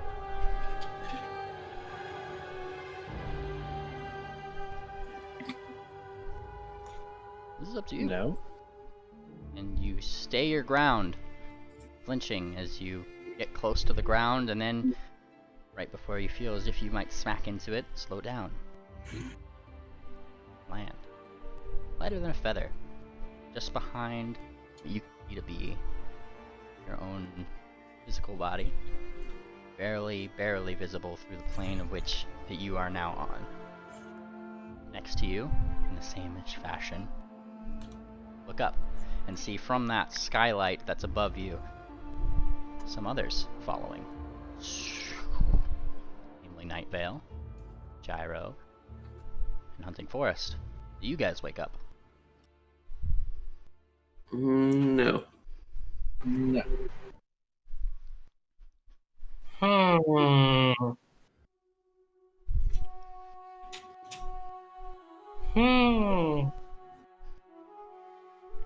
I shall be awake, but not awake up. What I'm saying is, are you resisting? Are you feeling yourself shaken awake by this sudden feeling? Are you? Is my question. I'm not shaking it off. You're not shaking it off. Yeah. I'm confused in your wording. I shall let it happen. You shall let it happen. And as you let it happen, all of you fall without a sound, in a feather falling motion right behind your own bodies, though in a spiritual form. You see yourselves, eyes closed, looking down, generally seeming at peace, though obviously your souls now no longer accompany your bodies. Though the strange thing however, is that Night Vale's eyes open up. Even in your ethereal-ish state, you see a big smile coming to Night Vale's face. Ah, this is better. And that's where we're going to end session today. Alright. Fuck. Night Vale, how could you? I knew this would happen. Alright, go ahead and say bye to the stream. Bye, stream. Goodbye,